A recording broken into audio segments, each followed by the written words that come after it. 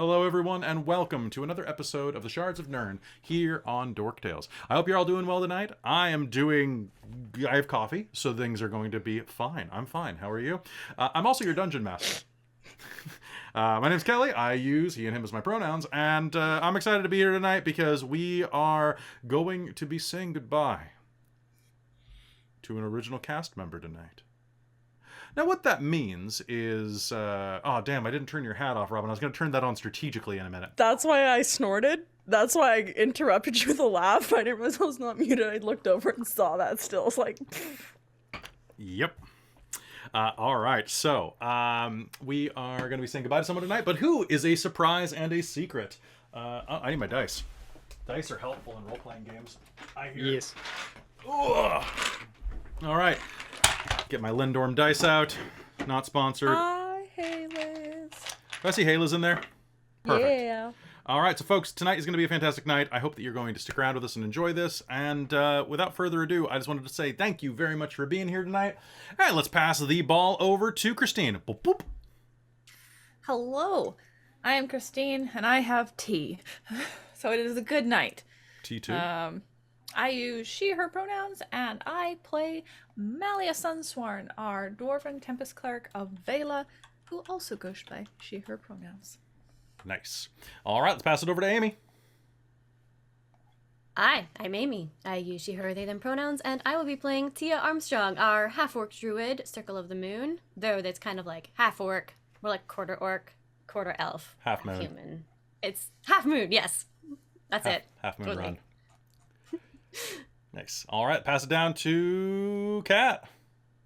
Hey everyone, my name's Katrina, and I am playing Xeno Rightwing. He is our half-elf ranger in the group. I use she, her pronouns, and he uses he, him pronouns.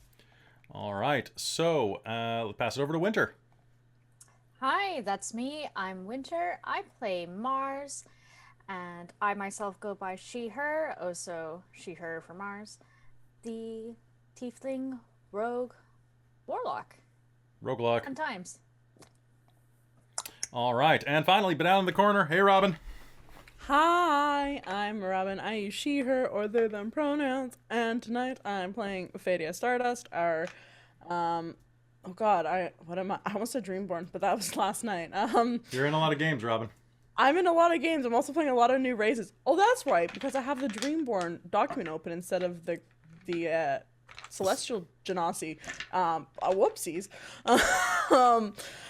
I just got poked for 4 hours straight, so... Yeah, why did you get poked for 4 hours? That sounds incredibly dirty, by the way. I know it does.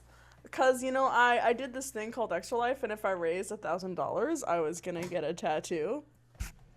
So, Yes! I got a tattoo. Very nice. She puts her money where her mouth is, or your money where her mouth is. That's a Exactly. filthy habit, really. But, so what am I? All right, Congratulations. thank you. I am a Graviturgy Wizard, why do I have Void Genasi on my character sheet, Robin? Oh my god, I'm a mess. Celestial Genasi. Celestial Genasi. All right. And that covers you. So, folks, if this is your first time tuning into the Shards of Nyrn, you've missed quite a bit of things. Basically, you have missed that... if only I had a graphic that could sum this up. Basically, a magic rock that comes in sets of 3 was broken, and it turned Robin's character into a tiefling and started potentially the end of the world, and led to a whole bunch of magical bullshit. And with that... Yes, I had Mike make a graphic. Magical bullshit! I do believe you meant Mars, not Robin. Oh, I say Robin? Yeah. I'll fix it in ADR with magical talking about the other bullshit! That's right, I won't fix it in ADR. I love the magical bullshit. I did mean Winter. Robin plays a lot of tieflings. Also, we were just talking to Robin. So... Yes, so sorry, Robin. It's not all your fault. It's just partially your fault. Yes. Yes. All right. So basically, they are on the hunt for magic rocks. It's a rock collecting game, really. It's kind of like Pokemon, but the Pokemon don't move and are inert. And it's like Geodude, the game. Anyway, so those rocks punch. So I'm losing this metaphor. Basically, what's going to happen is the characters are now on a little side quest in order to find the last chunk, as far as they know, of their version of this magic rock. They have to go and help Fantasy Superman rescue a shrunken city from an evil tiger with a British accent. This is my game. Welcome to it. I'm going to open up the Lazy DM's Guide to Glory because y'all are going to basically Fantasy Vegas tonight. And I do not have the brain power to come up with this many types of food. So I am pulling out my tavern specialty food and drink menu. It's okay, we just need burritos. In Vegas? Burritos and coffee. I don't think you're allowed to have coffee anymore, Kat. Also, Yeah, tip your camera down a bit. You're sinking into your frame. Oh, am I? Yeah, you gotta remember. You gotta a fist from the top. Unless you're me. Perfect. Also, you're slouching. All right. All right, so folks, it's time to begin the Shards of Nyrn. Season 4, Episode 7, The Road to Mirage. Any last things before we begin? You're awesome. You got a tattoo today. That's pretty awesome, right? Like, you should feel That's proud of yourself. You said you were gonna do it, and then you did it, and that was both expensive and painful. I haven't been brave enough to get a tattoo yet. You will. It's like trans step number 7. That's If every trans girl I know is any indication, like it's gonna come like in that step right after HRT, and right once your hair gets to that first nice step down your neck, because that's when they all get like 12 tattoos. So it's gonna sit back, relax, and enjoy the magic of IMAX on my arm. Not sponsored No! by IMAX, but could be. All right. Damn it. All right, so folks, it's time to hop into game at this point. Also, I have this shirt I went to Blaviken, and all I got was this shirt at the market. I stopped by the butcher. I have mixed feelings. Anyway, don't know. All right, so without further ado, let's begin.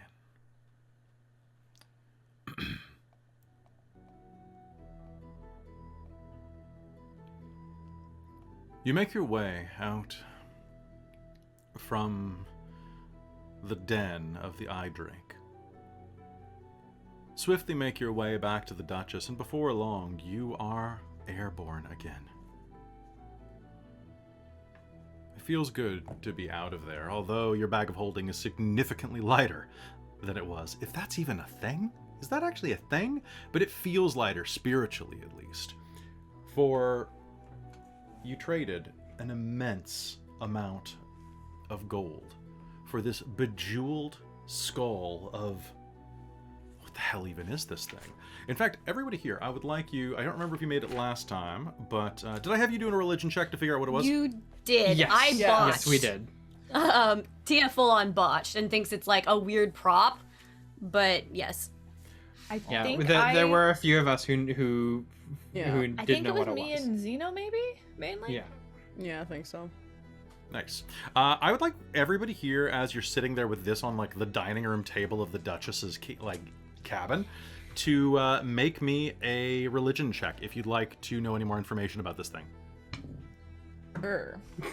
Since I botched the first time, would I even think to look at it again closer? Maybe not, but if I'm assuming that you are heading skyward, Yeah. trying to figure out exactly what you are to be doing. And as you are, I'd like everyone who is staying in proximity of this thing to make me a wisdom save. For the first one, I rolled an 18 on religion, and Yes. wisdom save is a 6.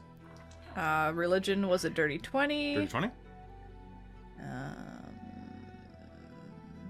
wisdom save. 27. Okay. All right, so wisdom saves in the chat if you don't mind, actually. For those, so that I just know. Let's see. Okay, so Tia. Tia and Mars. Oh, actually, that reminds me. Catamus. Ooh, Catamus got a 13. That's not enough. Okay, so Catamus, Tia, and Mars, you are all going to feel as this immense skull. Now, mind you, this skull is about the size of a halfling. It is a 3-foot tall skull with horns jutting out of its forehead, cheeks, and chin in all directions. The strange shape of a pig and a gorilla rolled into a ball and fused together. It glares at you with its empty sockets, which are full of these strange colored gems that are almost rubies, almost garnets. They're bloodstones. Strange minerals that are usually only found in realms beyond the material plane. And as you were looking at this, Mars, Tia, and Catamus are going to feel a in your stomachs. And you are ravenous. You are going to gain the madness. I cannot be sated. I am never full. Of food. Just Okay. You were giving me a look. Well, I'm just wondering what there was a mechanical aspect to it, or just play this up. It's mostly just a role playing thing. Most madnesses are, if you don't role play it up, there will be a penalty that will show up. Okay. So Tia's gonna start raiding the cupboards while Okay. we're Same. hanging out. Okay. As you are doing that, Mars, looking back, you're going to see that in the cabin light, reflected inside of this creature's eyes, it's going to catch your gaze for a moment as you turn around and just glance back, and a voice is going to echo through your mind. It speaks in Infernal to you. Yay. Oh, pardon me. It speaks in... Let me double check this. Is it was this a demon or a devil? I think you said it was a demon. Yeah, I have demon in Like my a notes. high ranking demon. My bad. So it's going to echo out as you look into its eyes, a twinkle.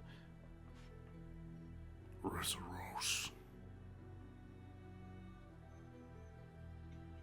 Does anyone here speak Abyssal? No. Catamus does not. From across the table, you see Viceland looking down at the skull.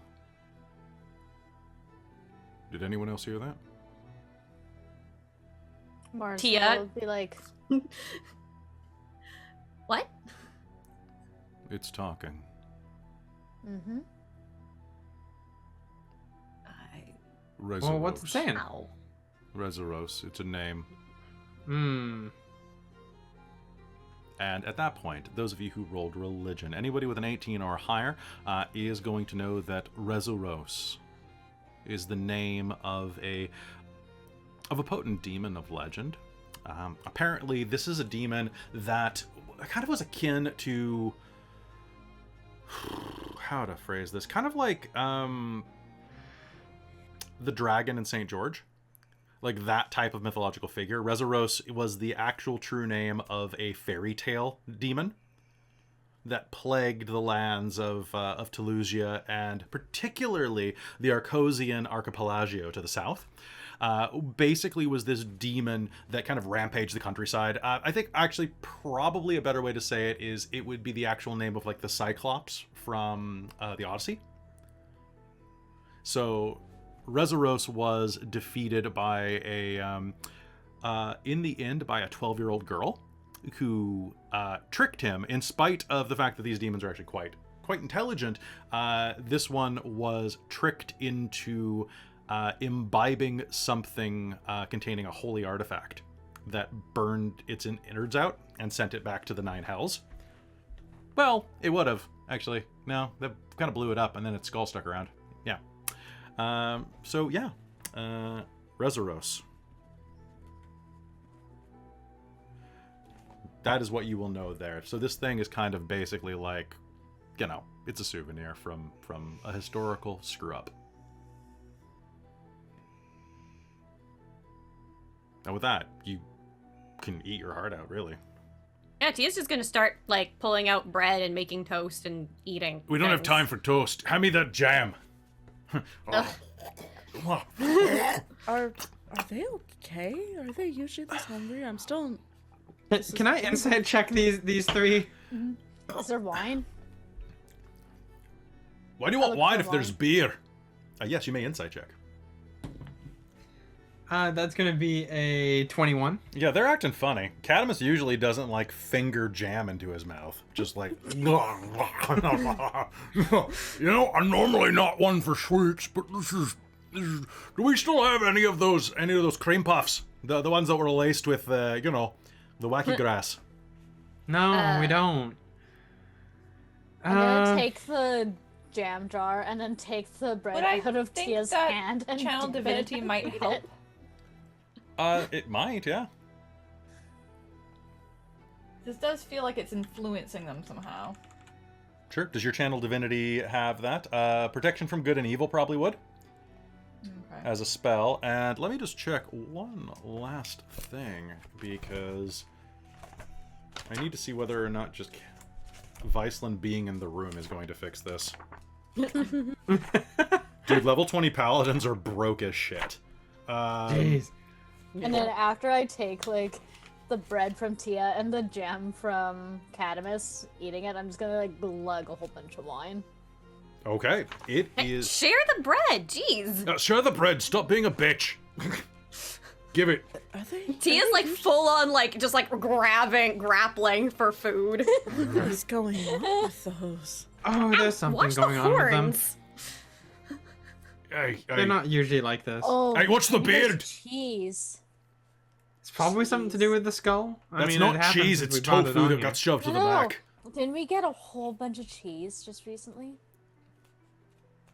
Or am I just imagining that? I think That you're was like imagining 5 I things. think you're Mars. imagining the cheese. No, we did, it was in the bag of holding. Oh, that's The gone. dragon has the cheese, we need to go back and get the cheese. We're not going back to get the cheese. Hi, no. dragon.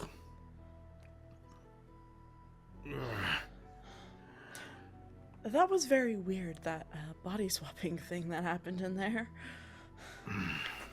Yeah, Yeah. I'm kind of sad I missed out on that, Tia says, while like cracking eggs into a frying pan. You're gonna start, like, eating the shells, like chips. Malia's Not gonna even start registering it. sprinkling you all with holy water Okay? and casting protection from evil. Ow! What are you doing? What? I don't need to be cleaned, I'm fine. I washed my, Does it do anything? I have to go around and touch them each.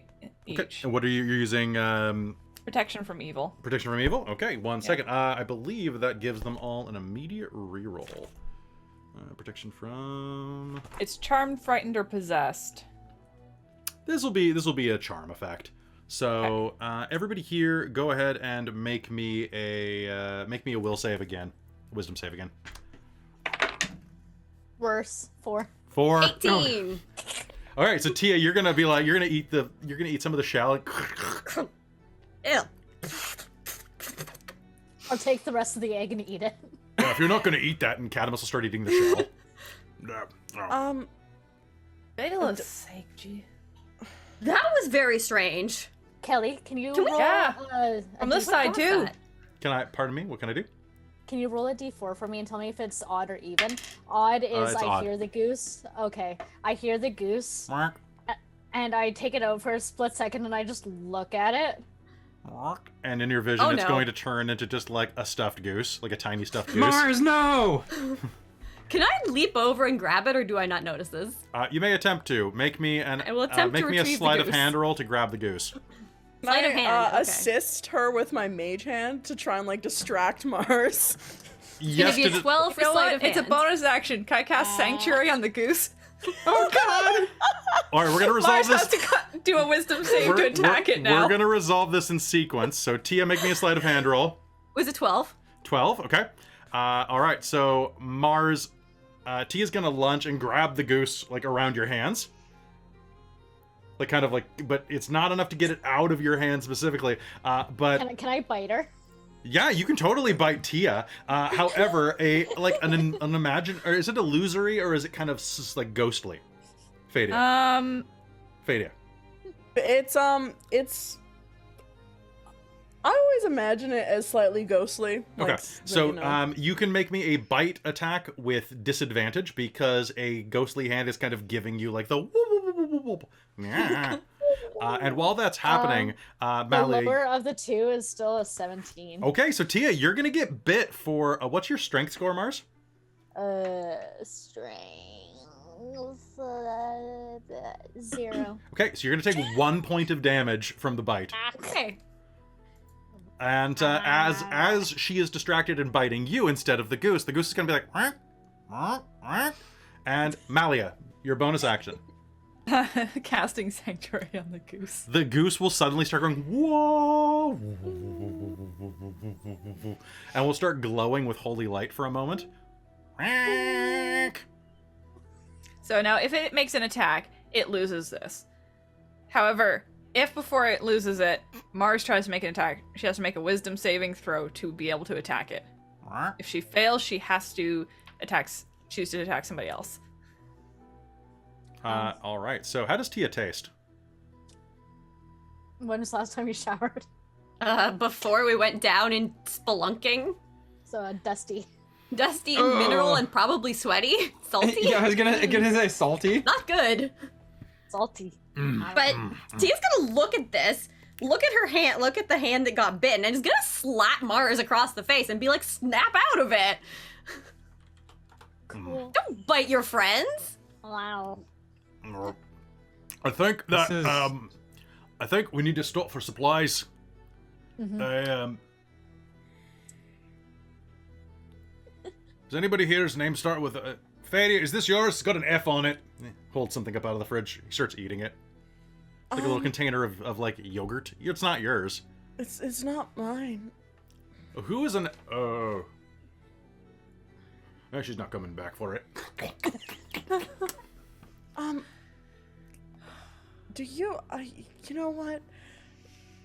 I feel. Do you think we can get them? Mal, could you do that again with them? I think I might have an opportunity to give them a little bit of a boost, to give them that roll, or to try and them break out.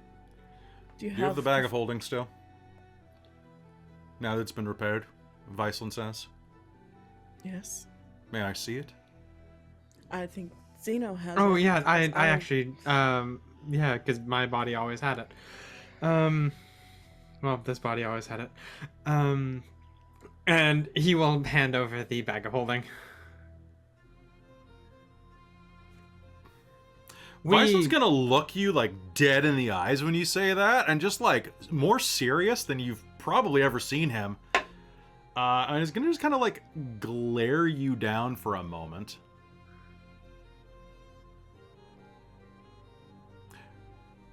If you're possessed right now.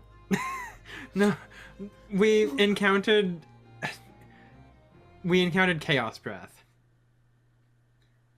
At one point, it swapped Malia and I, and then I got Us. this Oh. body got swapped with Fadia's body. I don't like the way that you're saying this body. That's the way that ghosts talk about things when they're borrowing bodies.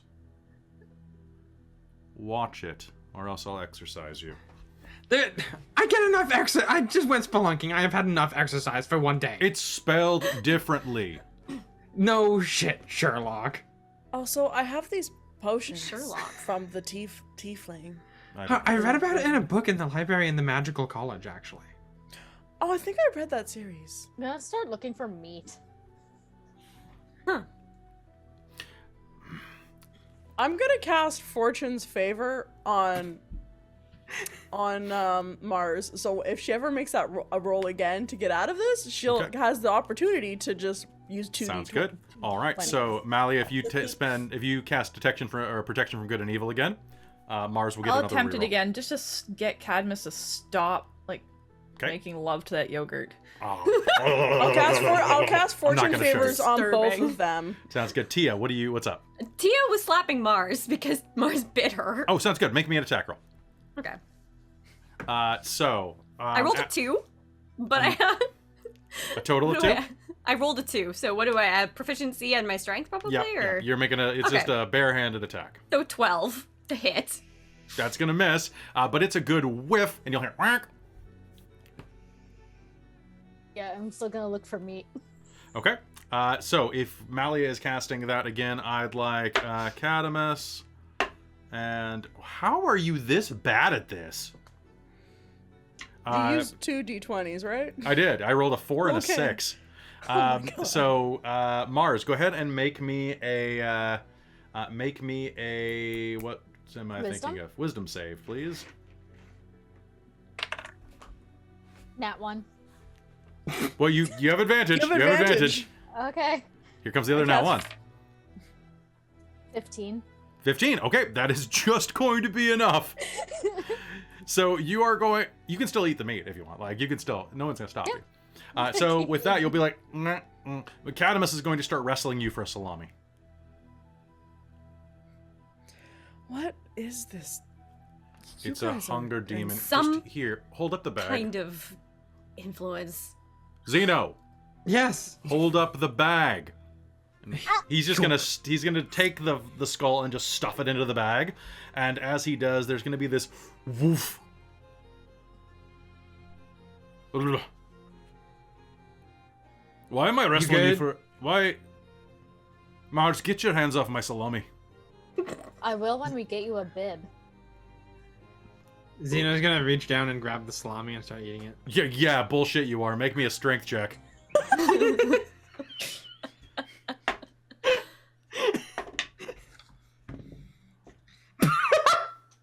Not one.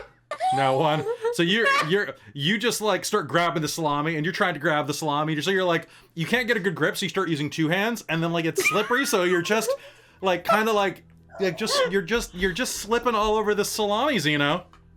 Fadia just has a face that's like. She's like, what Malia the fuck is just did like, I I'm get not into? touching either of them again. Yeah, no. Tia's like, I'm out. Like, goes out into the You know hallway. what? You know what, Zeno? At this point, you got a nat 1 on that. Yep. Okay, so you're gonna try to grab the salami. You're gonna slip, and there is going to be a noise as you come down knee first on the yogurt. And when you look over your shoulder at the rest of the crew, you're wearing it while holding a salami with both hands because we're 12 years old. What the Mally's just gonna start. Cadamus? It's yogurt! Excited on you. Oh. Oh, Wow. oh, trust me. Does this look as funny as I think it does? Yes. No. Okay. Just wanted to double Revenge check. for the sausage incident. And he's gonna take a bite of the salami. Cat was like, go with it.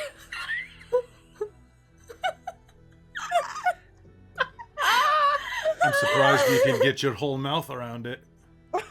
You'd be surprised what this math could You fit know what? around. Hold on. Let's see. I'm gonna roll on Cadamus's shame-o-meter. I'm gonna roll on his shame-o-meter. You know what? I think Mally is gonna be just like bend over, pounding on her knee at this point. Fadia You know what? is, I'm gonna is- spend to is hurt doing them that. more for this. I'm glad you're So- my friends. Alright. Oh, Mars. D- can you get the boy's hair? Maybe get him a scrunchie. I'll take a hair elastic over one of my braids. They exist in the fantasy world. They do. Someone would make them. Like pulling his hair out of his face. Surprise. The Xeno's funny gonna thing stand is- up is and he's- offer the salami. I'll be like, Cadamus, do you still want the salami?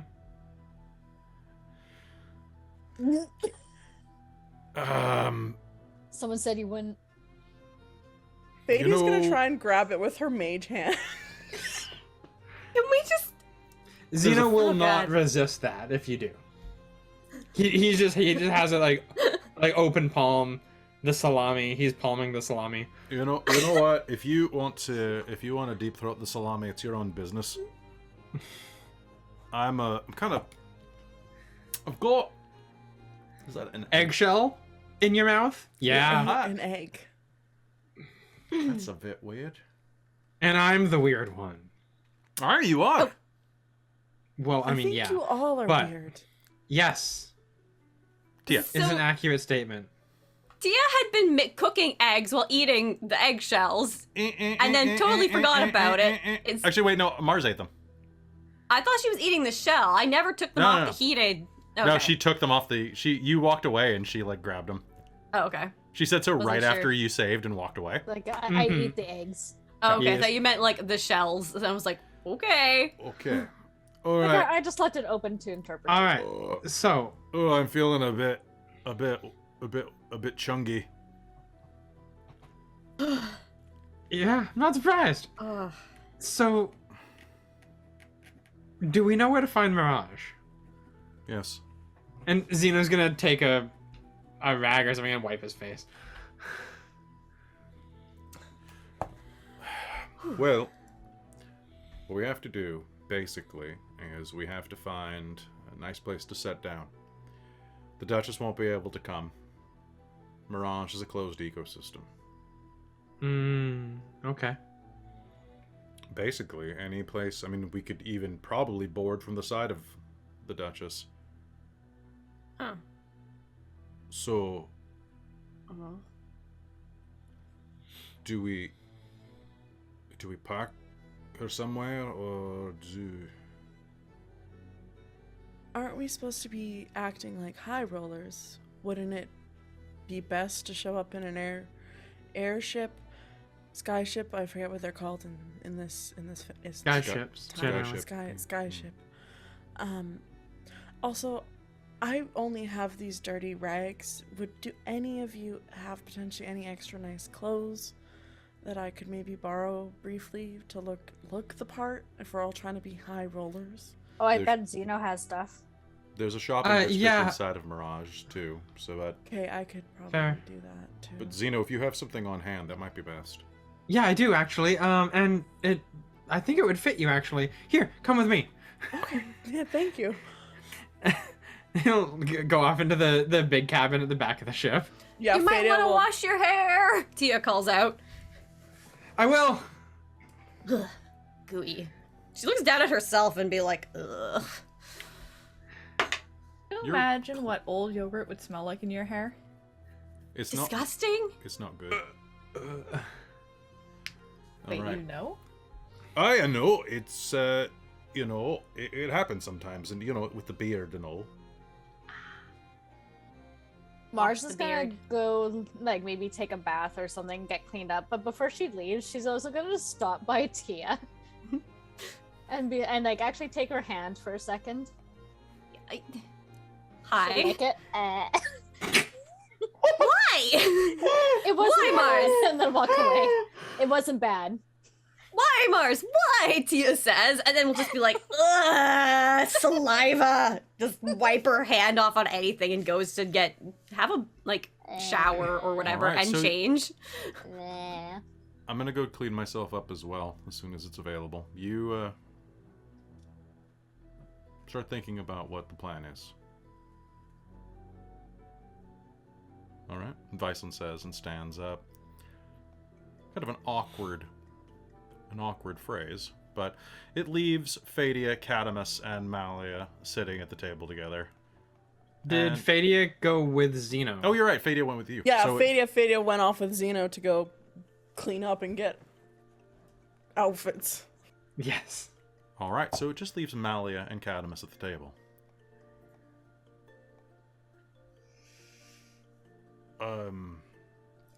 Oh. You're right. Yeah, that was too funny. I tried to lean into it for you. You look like you could have used a laugh. Oh, did you hear that? It was a rough one. That was deep. So, do you want me tagging along, or do you want me to stay with the ship? I can see reasons for both, but I'm not sure what would be better. I feel like in any type of social situation like that, I'm likely to be a liability. I'm not really very graceful. You saw that time with the Giants. Yeah, I mean, I'm not exactly either. I have to bite my tongue on a regular. I'm making Tia do the talking this time. Or Zeno. Somebody else is doing the talking. Yeah, probably not Mars. Maybe You never Mars, know. actually. It's a Sometimes she it's a pulls it out gambling weird. place. It might be perfect for her. That's true. I mean, I'd love to get in there and gamble. Mirage was partially built by the dwarves. Could be fun. But something's got to be done to take care of the ship. I mean, she could fly by herself, but a rock or a dragon or any type of flying thing gets a hold of her. She does not really have much in the way of defenses. It's not like we could... Is there anything we could set to make her like a Mirage? Give me magic to hide her. Yeah.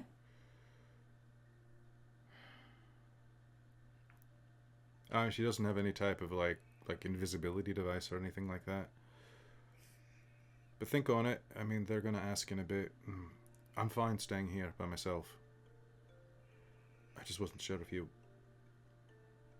I mean, it might make the most sense because you know the ship well, but... Look, you stormed off earlier when we were talking. Yeah, well, you were talking stupid. I wasn't... He's gonna switch into Dwarven now. I wasn't talking stupid. This is... It's important. You're a hill dwarf. It's not the same. The laws and the customs apply, but... You lowlanders are so removed from everything. You don't know. You don't live the same traditions.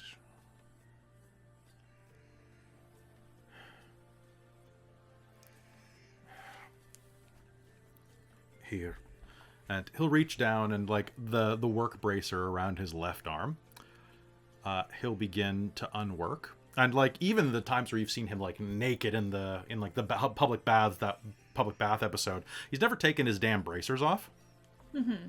He'll slowly undo the leather work on it and the clasps. And as he slides it off, I want you to make me a history check. Okie dokie. What's he hiding under his braces? History, you said? Yes. You'll have advantage on this because it is Dwarven history. Oh, okay. 1 sec. Let me roll advantage. Oh, that's a little better. 19. Looking down, you are going to see that there's a mark branded into the flesh of the inside of his, well, actually no, it would be on the outside of his forearm amidst the mass of hair, and it's a sigil of a hammer and craftsman's tools, calipers crossed over each other, struck through. It's the symbol of someone who has been exiled from a clan. The brand that circles it is angry and red, and almost is kind of like one of like almost like a strike through symbol, like the Ghostbuster symbol, right? Like the whoop with the wing. This is denoted. This is given to those who have been completely exiled from their own clans.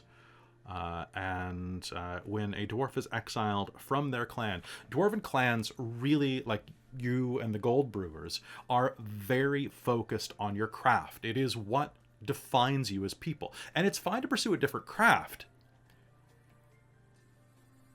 but your craft, your work, defines who you are as a person. To be exiled in such a way takes it a step further. Not only are you not allowed to go back home, you are forbidden from picking up the tools of your trade. ever again. If you are found to do so in Dwarven society, you can be punished with death.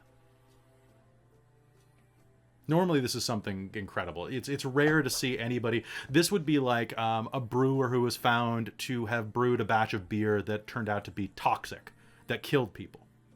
And like did it deliberately or something. Did it deliberately it would have to be that gray area where they wouldn't just kill you, but enough that you would never practice medicine again. It's basically the malpractice brand.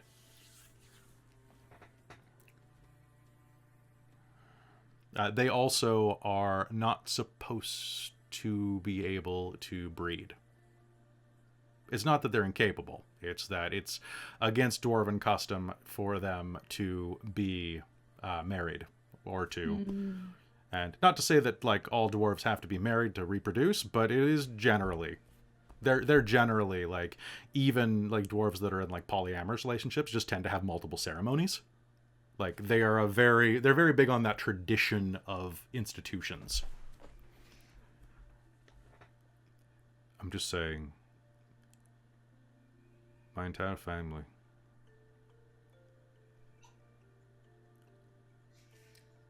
all the way out, everyone who's ever signed up with us has gotten this brand. Every man or woman that's ever married into the family has done so strictly against the law, against everything. And it's cost them everything.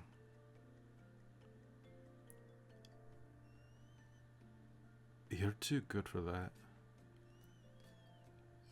And I'd be stupid if I didn't say that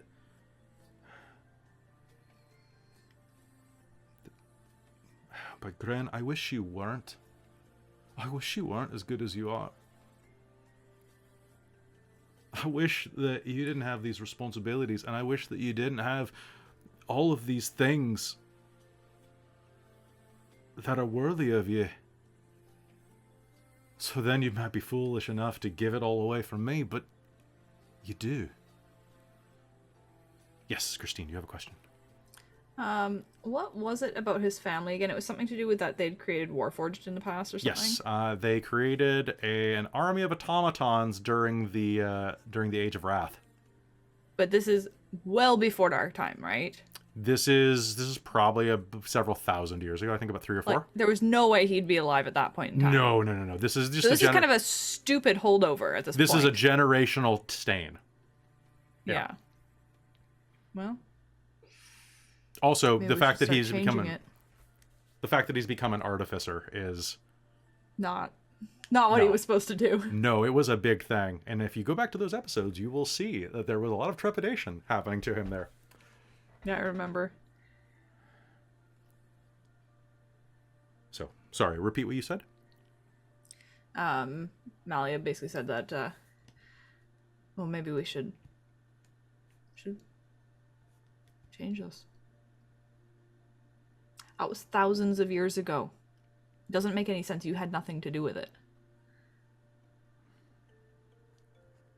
You could have had no voice in those proceedings. No. But the old magic, the forge magic is still in the blood. I could feel it when we were at Edagon's that first time. And we saw... Oh, just because a couple used it wrongly. Led, like, your clan the wrong way. It wasn't that we used it wrongly. It's that we did it at all. The way that we came into being as dwarves was exactly the same. We just copied... We copied the Cold Heart's mistake, and it could have gone badly. It didn't. My family's only alive because all of the Warforged, after it was all said and done, they let themselves be destroyed.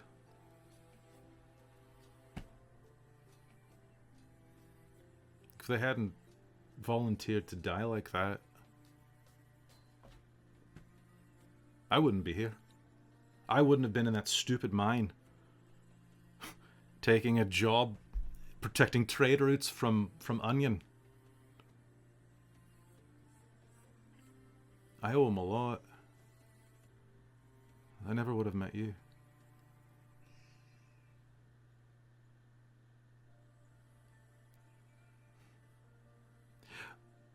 I just don't want you to do something stupid.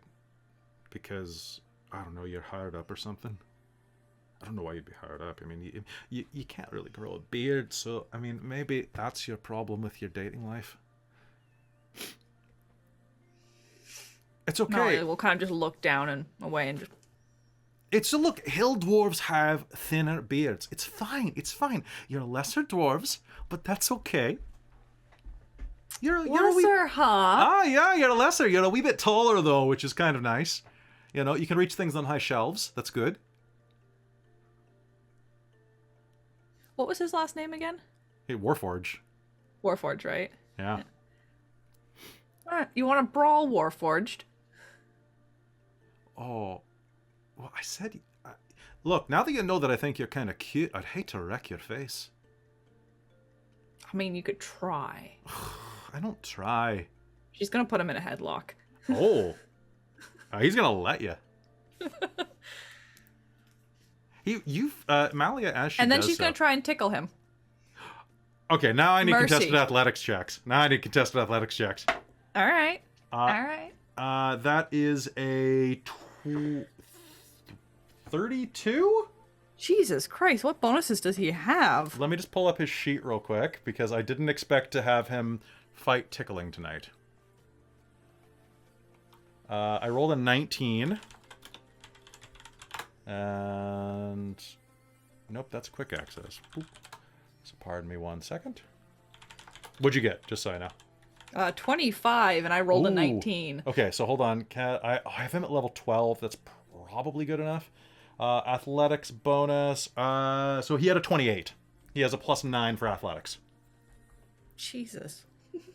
This is what he does. He is a brute artificer. So Jesus. so yeah, you're gonna see like the tattoos on your arm start to glow with giant strength that you tried. He's like, no.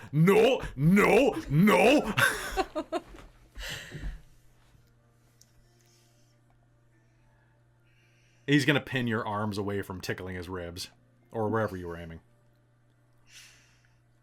Yeah, basically. I was like, if I'm headlocking him, then I'm gonna reach and tickle. Cause screw that, ma. Don't get away with calling me a lesser dwarf.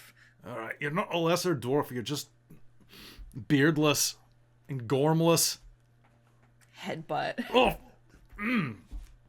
and you headbutt like a wee baby girl. Oh, what are you, a gnome? Yeah, no, she's just gonna start brawling with him at this point. He's asking. He's for gonna it. keep good hold on you, and as he's holding Malay, he's gonna be like, "Oh, come on, princess, try to headbutt again. See where it gets you." She'll stomp his foot instead. And how you don't even know the difference between your head and your feet? How dumb are you? They let anybody worship Vela. This is why most dwarves don't. Too much looking up. I don't know. I can't let him win. Come on, give me a good one. Stop fucking around. Just gonna stomp his foot and then headbutt him. Okay, 1 sec. What's your armor class? 18. Okay, that is going to be enough. You're going to come in hard for a headbutt, and as you go to headbutt him directly in the forehead, he is going to quickly just kink his head to the side. Your heads don't collide. Your lips do.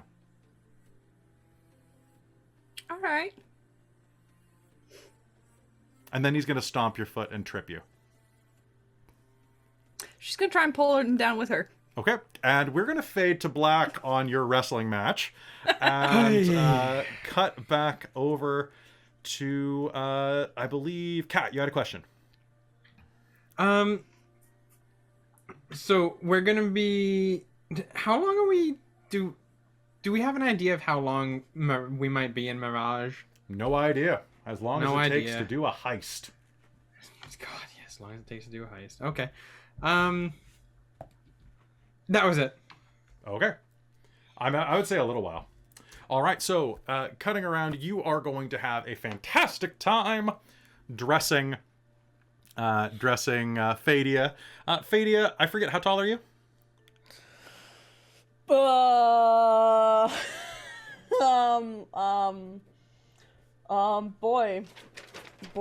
do I know this. Do you not have the height chart?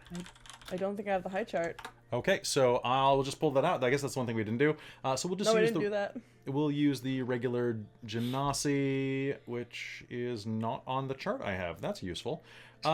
Let's assume that you're probably equivalent to human or half elf. Roll me 2d8. We'll use the half elf chart since Celestial Genasi is probably like a half elf for height. Cool. And let me just fade out the Malia and Cadmus theme. So 4. Yes, I have Malia and Cadmus theme. Okay, so 4 you say? Mm-hmm. Okay, so as you are getting dressed, you are very short. Actually, you are 5'2" according to that roll. Oh, pardon me. You are 5'1". If you jeez. That's like how tall I am, IRL. I imagined Fadia is taller than that. Yeah, I did too. Farah was like 5'4". Yeah. 5'3", 5'4". I imagined Fadia is like actually like 5'9" or 5'10". I mean, you can honestly be as tall as you want. Let's say That's just got what the vibe that she was giving off to me. I think she's like probably as pretty. player. Mm-hmm. She's probably pretty. Roll me 2d10. How's that? 2d10, sure. Yeah, we'll try that instead. Oh, I was supposed to add them together, not separately? Yep. So it was a 9. That was a 9 okay, total. so that'd be 5, 6 for that. Okay, that works. Yeah. But if you're rolling 2d10, we use the ASMR chart. 8. 8. Yeah, so 5, 6 is what keeps pulling out for you. Okay. Fade is 5, 6. Cool. Roll me 2d4. Ouch. I just stabbed myself with my extra life set. Yeah, No. they're sharp. 5. 5? They're very sharp. Alright, so, and she's about like 140. Okay. Something like that. Maybe a little lighter 6. because ASMR. So as not you go ASMR. into Zeno's room, basically he'll wander over to his wardrobe, open it up, and it's just beautiful women's clothing. This... And he opens a couple drawers, and it's nice, like, women's lingerie.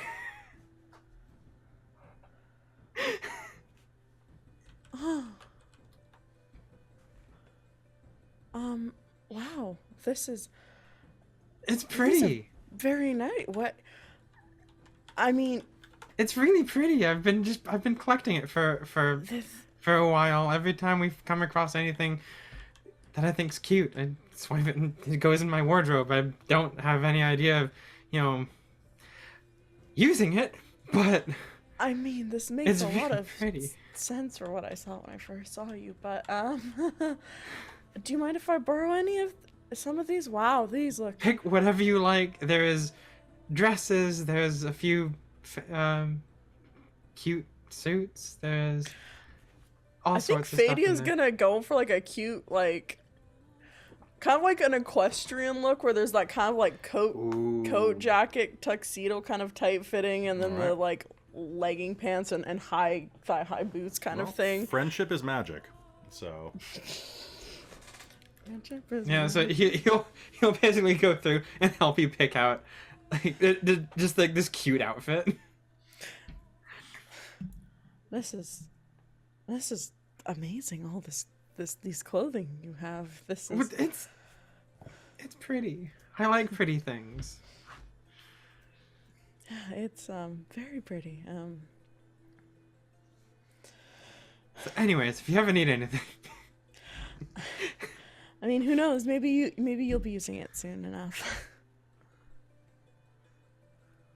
I mean, I hadn't really thought of that. Well, actually, I have kind of thought of that. I have an apple that I think we talked about this briefly. Yeah, I have talked that about apple, this. and so I've been keeping some of the stuff, some of it, like, you know, so it's like if I ever use that, which I mean, a heist might be a perfect chance to It's true. do that. Actually, I also have that potion of alter self that's 500 the years but best before. So yeah, I the don't know what it's expired gonna one, but do. who knows what that would do. But yeah, like I was actually thinking going into this, like that this might be the perfect opportunity to, you know, to get dressed up for that. Actually, Fadia, as an arcane Yeah. researcher, I want you to make me an Arcana roll. Sure. Arcana. Okay. That's gonna be 24. Okay, so a fey apple that basically just like changes your gender presentation. Okay, so an apple of beauty, or an apple of inversions, that type of thing.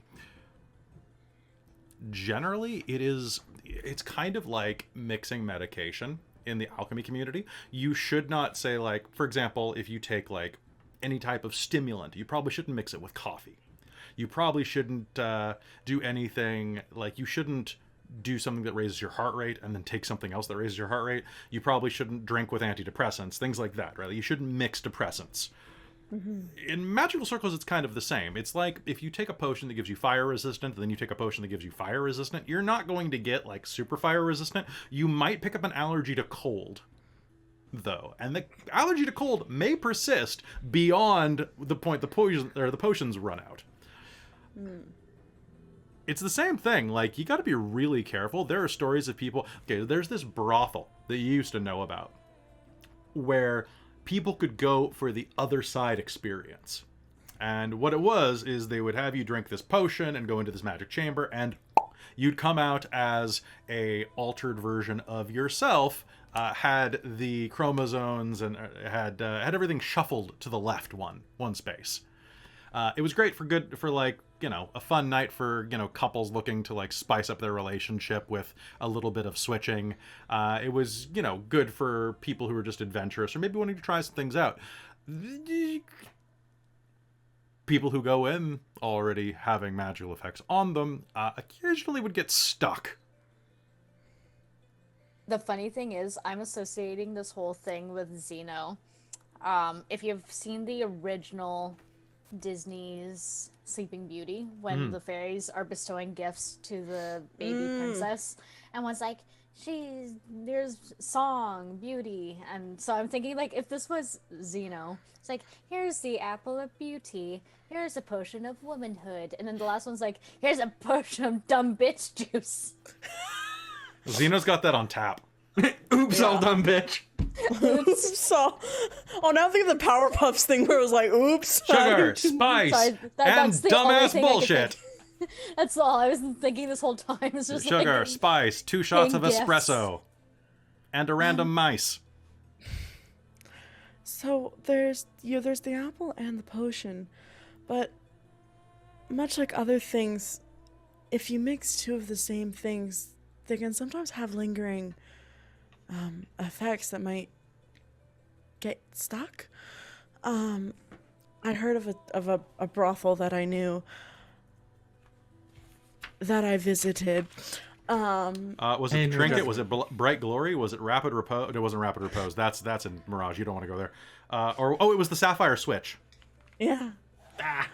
Yeah. Anyway, I was kind of curious of how the other side sees it. I came back to myself, but I've heard of people getting stuck in the other side.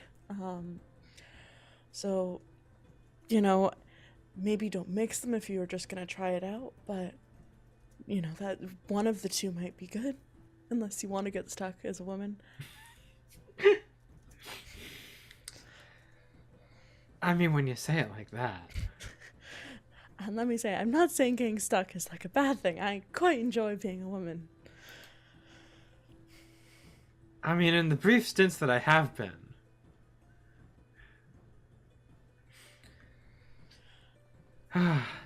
Anyways. Yeah, yeah, I mean, the heist would be a good disguise, to try something out. Yeah. Well, and this, and he'll hold up the apple. He's like, this one lasts about 24 hours or so.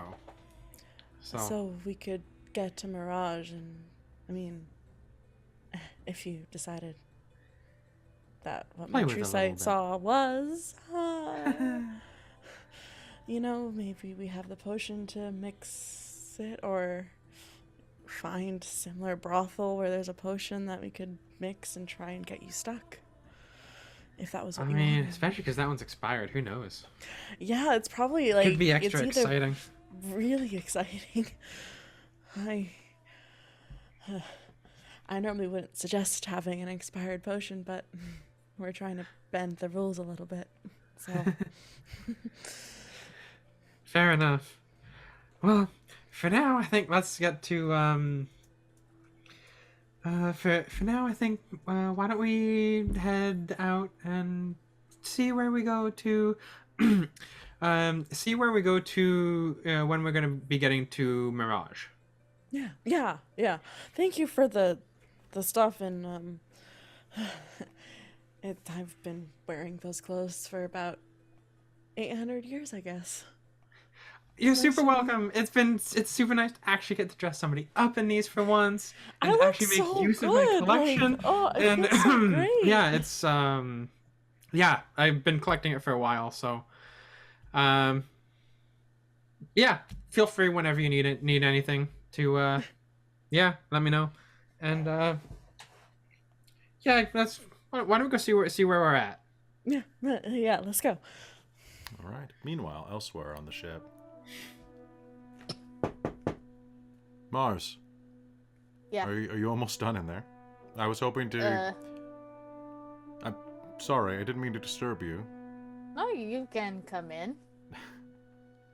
Are you out of the bath? No. I think that defeats the purpose of why I was hoping to get in there, then. I can get out here. And you'll hear, like, sloshing water and, like, towel being ripped off of the wall or whatever. Mm-hmm. Okay. Pardon the intrusion. And he'll open the door. He's stripped off his armor and is just wearing, like, a fairly, like... It's a tight tunic, but is just like a tunic and breeches. Fairly dusty. And And so I'll he'll... just motion to the bath. I guess it saves on water. And he'll walk forward and, sorry for interrupting. And we'll just, like, pull off the shirt. He'll do the guy thing, the X pull. Mm-hmm. And this guy has got the caval bod. Quite a few scars along the sides, back, and along the chest. Which, you know what? He's got the caval chest hair. He's got a little bit of the caval chest hair. Because let's normalize it. Yes. And he's gonna lean down, trace his fingers through like the soap of the water. This is really hot still. It has to be, or else it just feels cold. Yeah, I bet.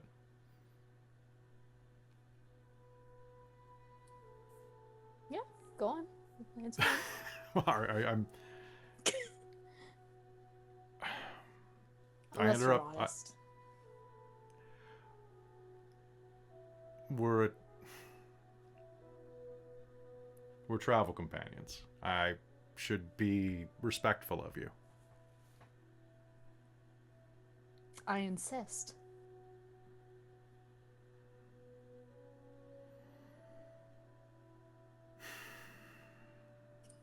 Well, I need to wash them anyway. And with that, he's going to step into the bath while wearing his trousers.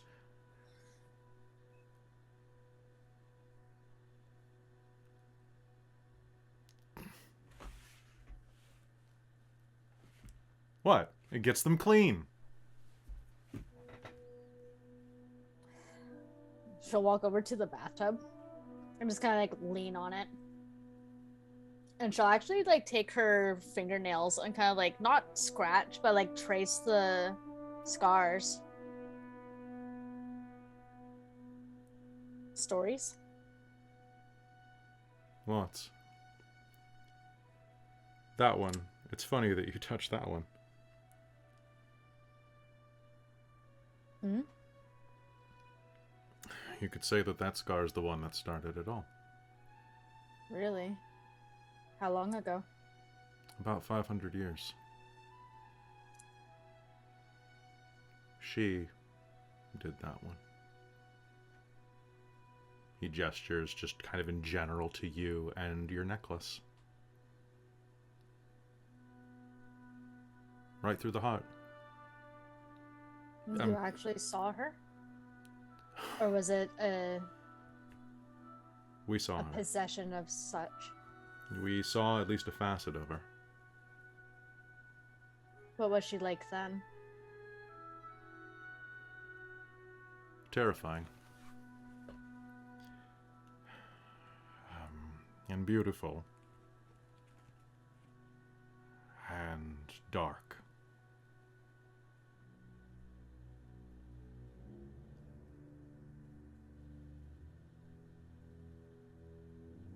She...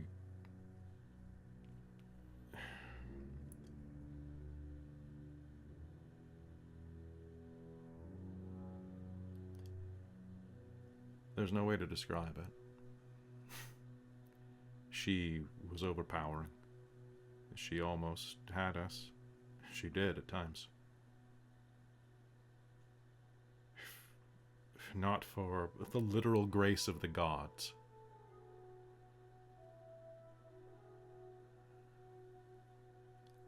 If not for Edagon's planning and Pitt's stubbornness and Skillian. This killed me. Skillian hadn't called me back into my body, I would have...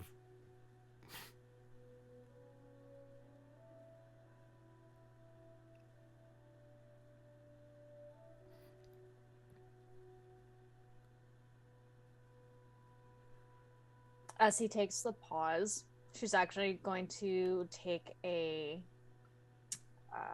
handful of the water and just kind of like start running it through his hair, and then soaps and oils, and just kind of like gently just, you know, when you go to get Yeah. your hair cut. Yeah, it's like she doesn't say anything though. She just gentle.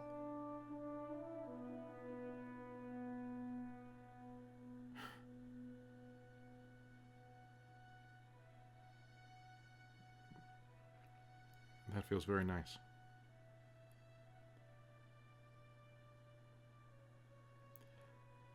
And if there's a washcloth nearby too, she'll also dip it into the bath water so that it gets nice and soapy, and just kind of like rub his back.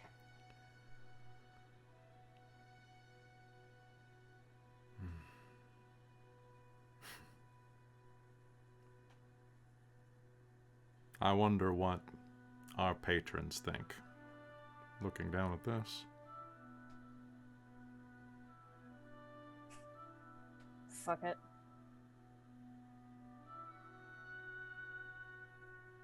If they had a problem, smite me down now. I'd rather not. You haven't finished. She'll dip the cloth into the water again, and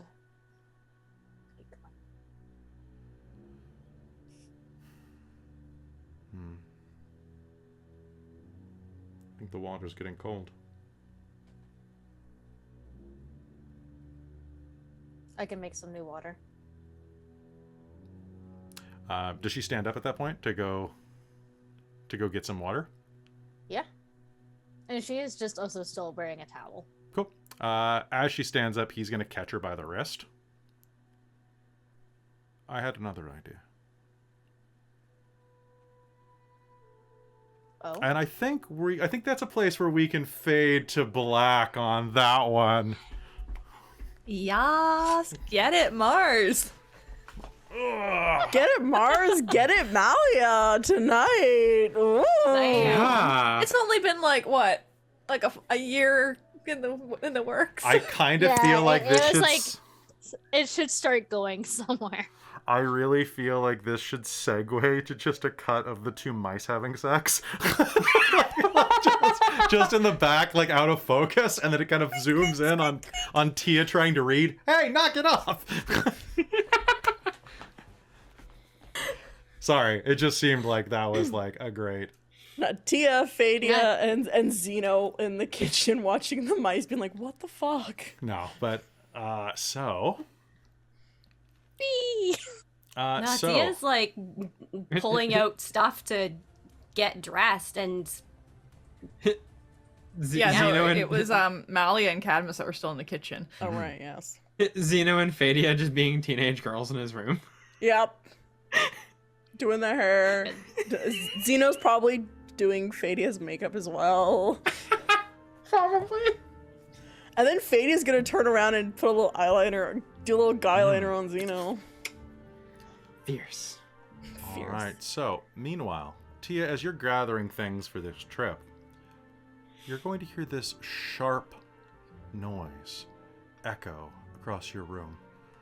It is almost beyond your hearing, but then suddenly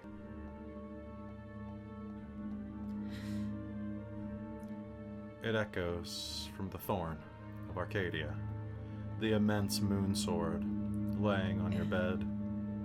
it is active. It did try to communicate the other day, or earlier that day. Yeah, she'll go pick it up. Cool. Make me a charisma save, please. Christmas save is gonna be... that's a 13. 13? Oh, all right. That's a loss. One moment, please. As you pick up the sword, a bit of the wrap is going to fall down, and the glittering green blade is going to reflect your face for a moment.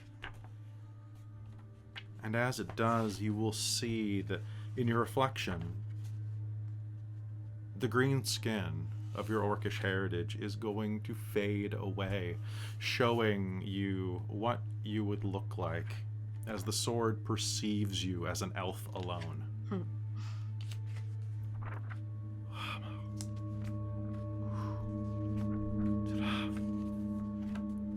Pardon me 1 second while I just check something.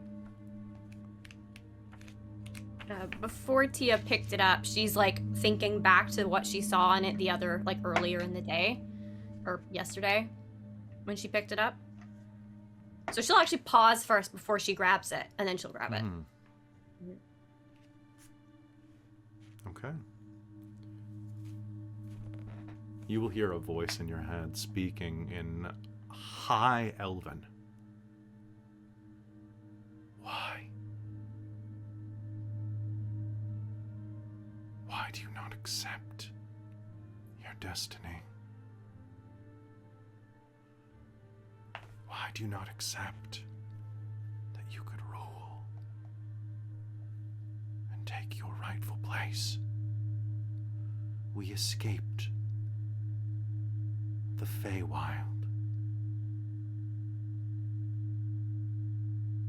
to become the masters here. A woman is looking directly into your eyes, and you realize that this woman is not your reflection. She's the one that's speaking. We escaped the Feywild to master this realm. And you will not even master your fallen people.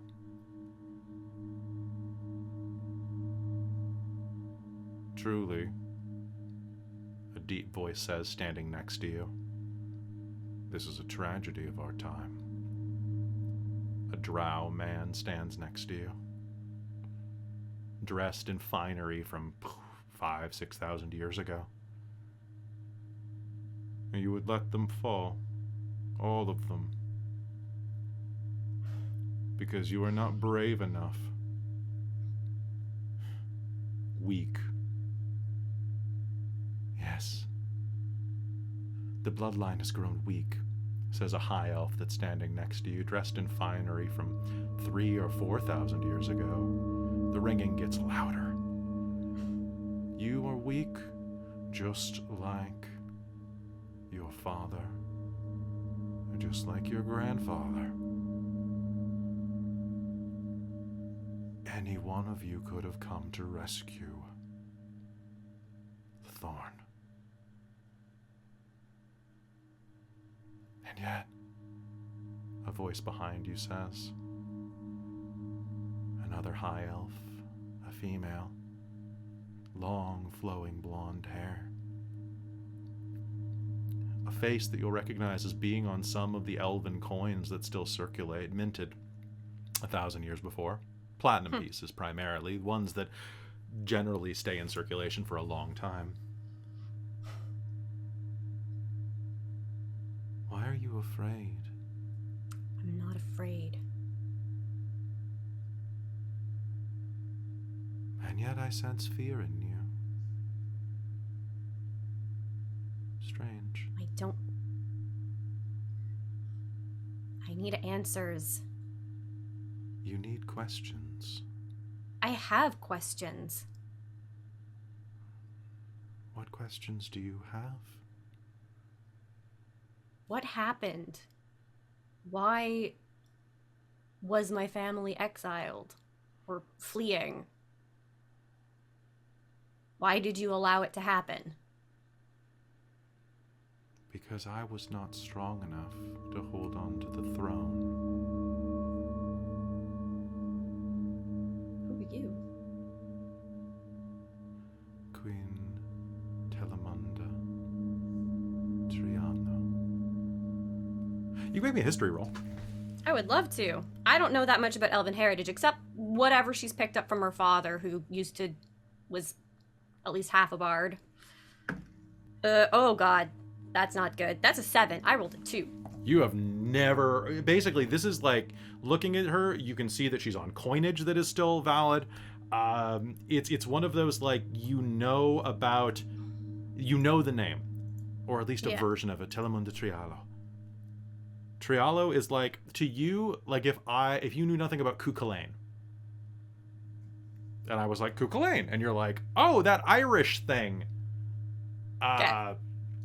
Some Irish hero guy from Irish mythology. Like that type of is about the connection you'll have here. You're like, she is important somehow to elves. Okay.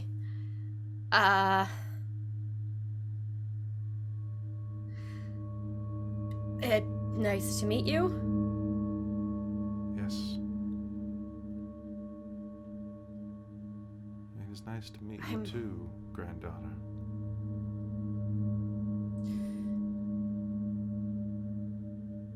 I'm looking for my grandfather.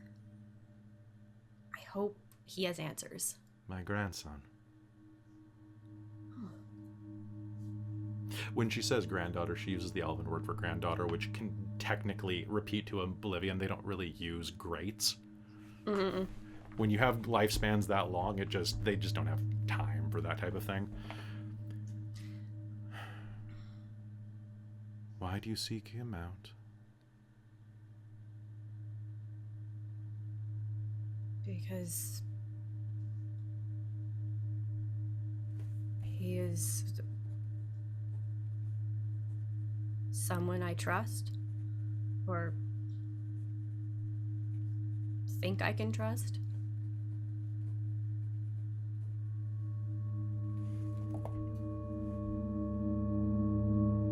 Soon you will find someone who can lead you to him. The fate that binds you has shown me this.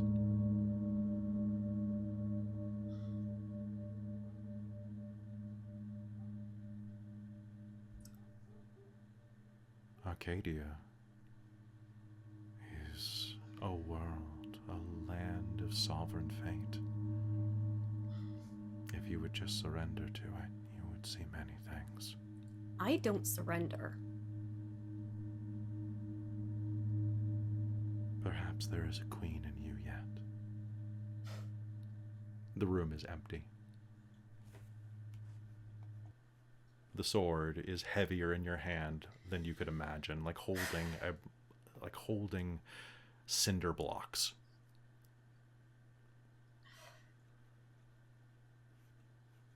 Perhaps there She's is a gonna queen in you.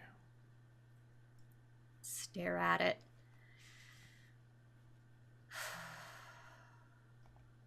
What the fuck? And she's just gonna put it down.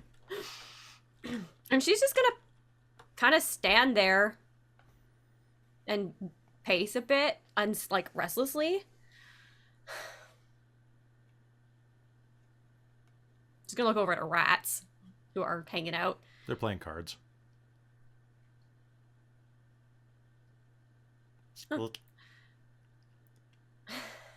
Did you get any of that? You didn't even see them, did you? Okay. Okay. I'm seeing things. I am seeing visions and hearing voices from a magic sword. A magic sword that has a history of zapping people they don't like. Fuck. And I think that's where we're going to take our break. So folks, don't go anywhere. We'll be right back after this quick break.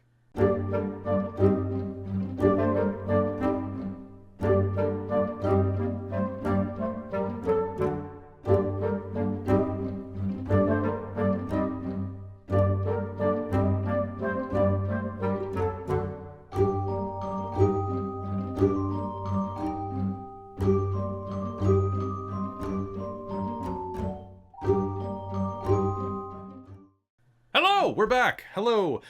So tonight's been an adventurous episode so far, if you hadn't seen.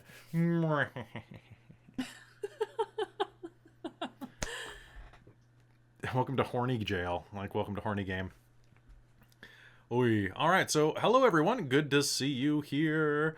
So we're going to do a quick talk to the chat, about 10 minutes, then we're going to hop back into game as we make our way to Mirage. Hello, nerdy metal gent. Good to see you there. You came at break time, but then break time ended, so you're here. Welcome. We missed you. Or actually, we caught you. You're right there.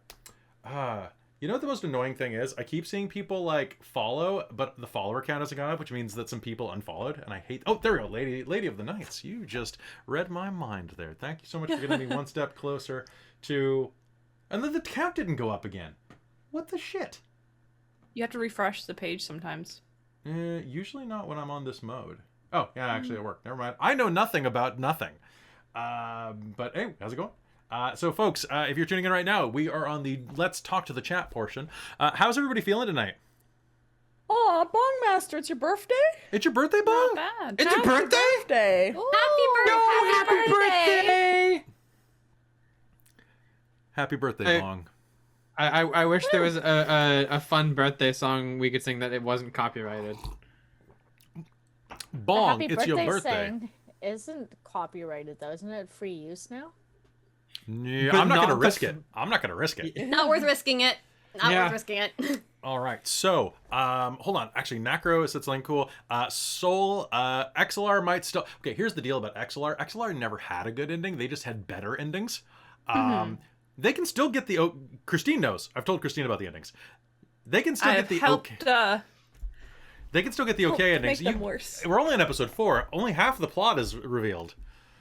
So, hello, Ardent Adventure. Good to see you. All right, so Nacro. Hey, Kelly, I was reading the Discord chat, and I've always viewed the three sisters as the main gods of Ylos, like Zeus, Hades, and Poseidon. I mean, kind of like the way I designed the gods when we were doing it, we had a brainstorming session before we were streaming about what types of gods we wanted, and we used a generator and picked our favorite god names and tweaked them a bunch.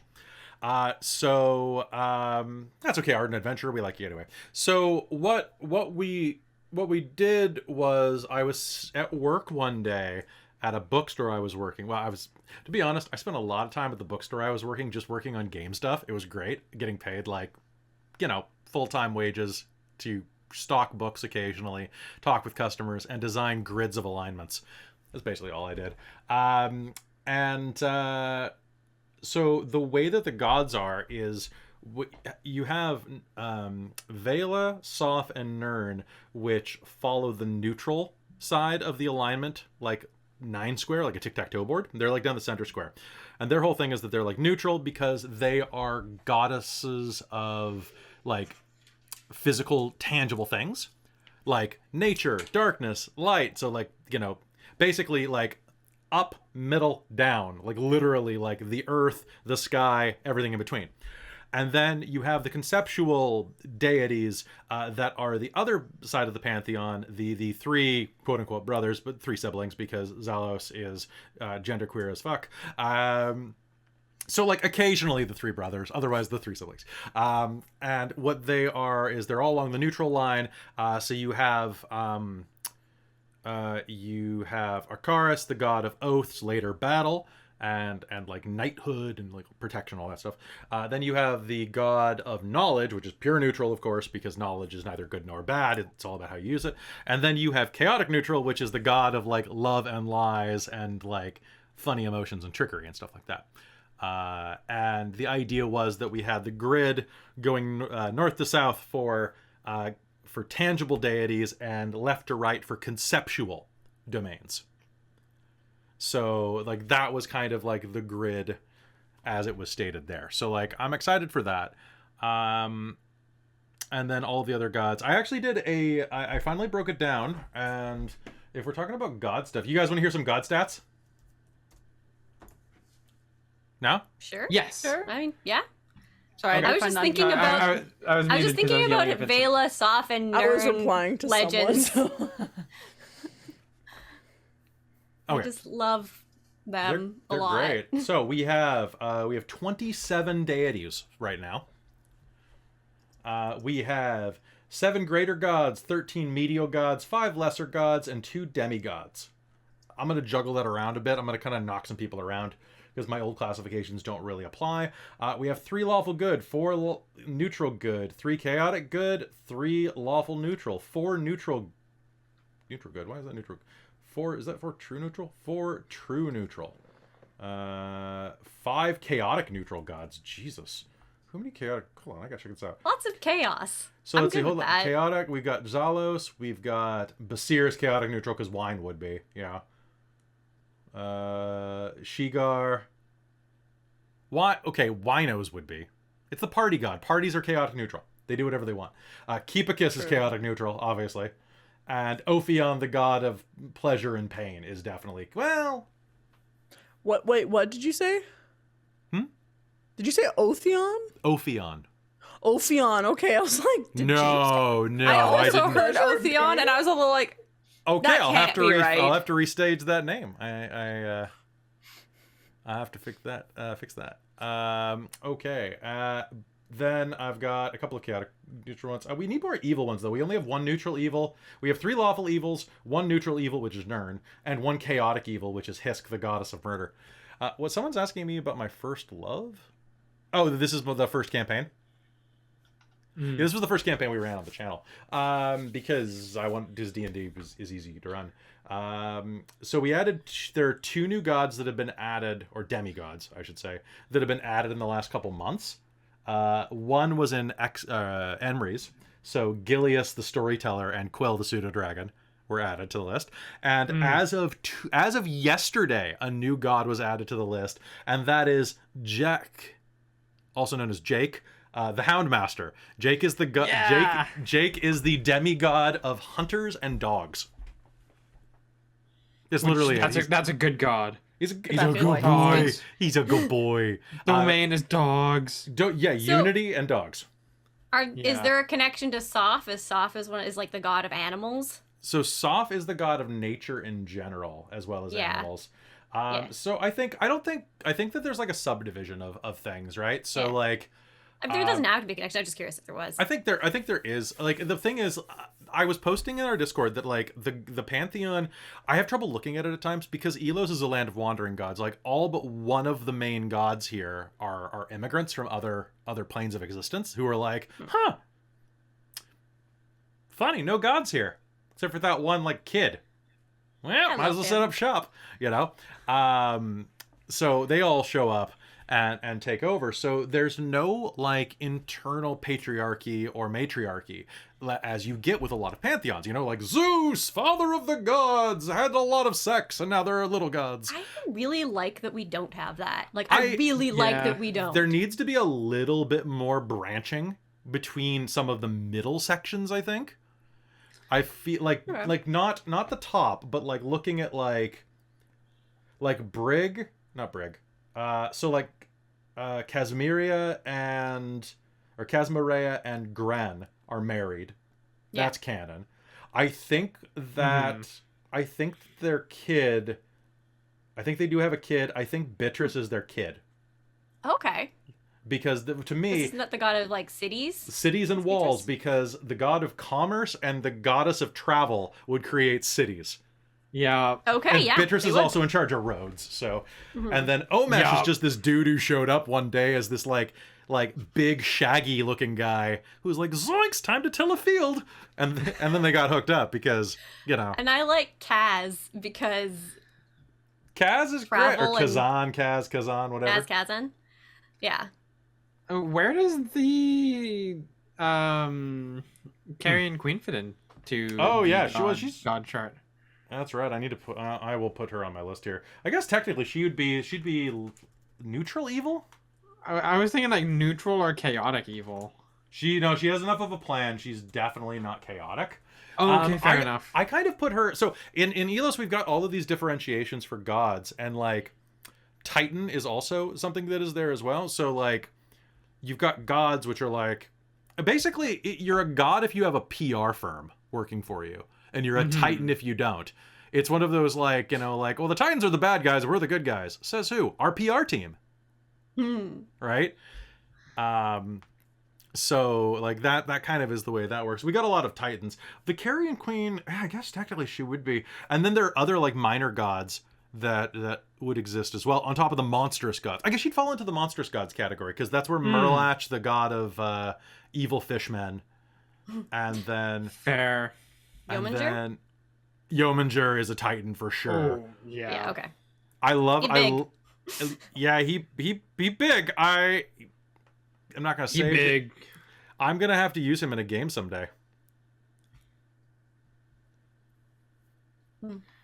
Okay. Anybody wants to be a sworn of Yeomanger, I'll allow it in a future game. You know what? My next game, one of the next games that I'm gonna run for the channel, like Homebrew, I think I want to get into demons. I think I've been ignoring the pit and the 7 or the 9 hells. I need to start including those more, I think. I've hinted at them a little bit with Mars, finding that plate that tried to talk to her and this demon skull. But it just seemed like too much to be like, and now the 9 hells are showing up, right? So. Yeah. And what's happening at XLR right now? So someone actually asked me earlier, when is like, so the timeline doesn't really make sense to a lot of people. And Emry's is obviously in the future. Yes. That is at least 100 years in the future or so, right? That has been established finally. I let it hang in the air. I guarantee if you go back and watch Reign of Emry's in a year from now, there are going to be things in Shards of Nyrn that'll contextualize throwaway lines that I gave that didn't make any sense or didn't twig anything, because that's how I plot my damn games. And you'll go back and be like, son of a bitch, that guy was the thing? And I'll be like, maybe. I don't know. It was a year ago. I forgot. Yeah, but I'll remember it, and I'll see Cat's eyes will go, yeah, that face. And then, so people have been asking... well, yeah, Avernus does, but that's not in Ylos. Actually, the Avernus, I need to start casting Avernus because that's going to be in the summer, and I need to find 3 more cast members for that. So I'll start reaching out to Dork Tales people soon, because I have confirmed someone for that I can't say on the channel because they're kind of like part of the Dork Tales team. They definitely help us with the way we look. Actually, wait, so like. Both of the people I've had cast for that game already really help us with the way things look. Interesting. Interesting. But what was I gonna say? It was oh yeah, we're timeline. So XLR happens in like I don't know, like 6 months from now in Shards of Nyrn. It's basically concurrent. So, Okay, fair enough. So like Arcgate falls sometime during this chapter, we'll say. Okay. For raisins. And if you don't know what the hell I'm talking about, that's fine. That's fine. Oh, and I've also confirmed that, I guess I confirmed that Secret of Hexeter House happens almost concurrently as well because of the post-credit scene. Yeah. Hexeter is in this chapter or next. Honestly, it depends when this chapter gets broken. Because right now, what I have is I have my season 4 notes, which might just end up having season 4/5 written on them, because this. There's a lot of shit going on, guys. This Mirage arc is taking longer than I thought it was going to. But we get a heist, so that's fun. So, was whatever, Nerdy Metal Gen, about 100 years from now. At least 100. Yeah. Thanks, Kat, for confirming that. So yeah, I'm trying to think if there's anything else I want to talk about real quick. How's everybody else doing tonight? I'm doing good. I'm having suspicions about why, if those guns are what they are in Emery's, why they were made. I'm starting to have suspicions about that. Yeah? Yeah. I wonder why. I wonder why, Tia. All right. Bang, bang, choo-choo trang. That's for us to not know yet. I've got so many ideas for spin-off games. Like, I really, really do. I just don't have any time. I was looking at our schedule, and I've got all these ideas for games I want to run, and like, because I love the process of starting new campaigns and doing like, I love doing like the smaller campaigns, because it feels like you're getting a lot more accomplished, you know, because you're like, aha, this is done. I also love getting art done. Art's so nice to get art done. But I've got some really cool ideas, which we'll have to figure out once the schedule opens up a bit. Unfortunately, I think that's going to be a 2023 plan, which feels weird, guys. I gotta say, the idea of being like, oh, I'll do that in 2023. For one, 2023 sounds like a made-up sci-fi year. It does. So that's weird, but also just having to jump into that, you know? So, I don't know. That sounds like an 8-month from now us problem. Oh, wait, no, 10-month from now us problem. Yeah, well, because like you want that game that's like based off of Horizon Zero Dawn, right? I want that bad. There's a lot of Dragonborn in that one. I guess the other thing is I really want to run some more games where we can get Dragonborn, but because this is the only non-costumed game, that means costuming a Dragonborn would be it means I have to do much one of two things. It means I either have to have Elder Dragons become a thing again, or I have to have Dragonborn costuming. So, you know.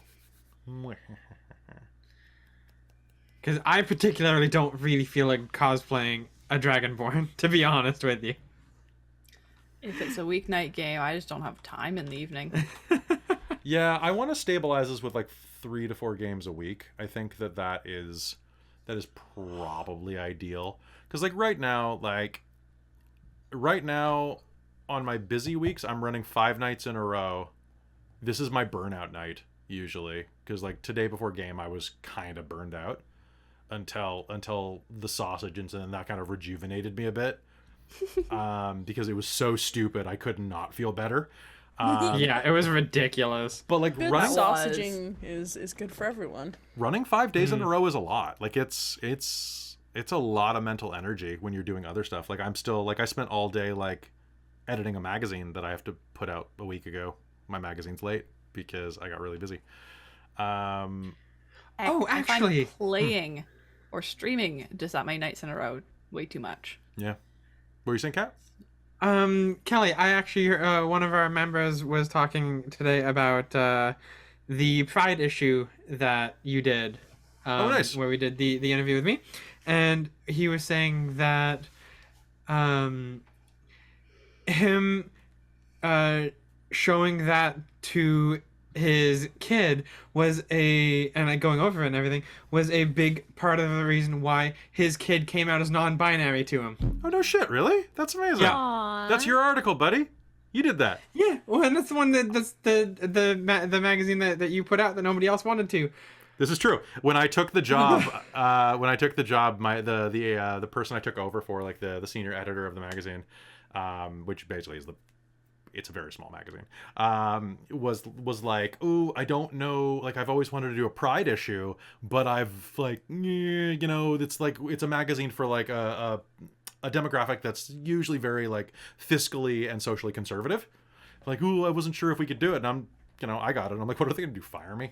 I'm a contract worker. Screw it. So I put like a big pride flag on the cover with like it's an airplane magazine, right? So then like jets flying in the background behind the pride flag. Like it was great. It was great. It was great. Oh, sounds amazing. I wish I could see it.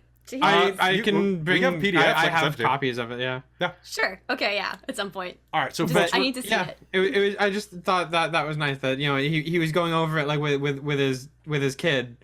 And this kid like reading this article about this non-binary person in aviation coming out and everything and all that, and yeah, it could help. Well, and you have an article in the next one.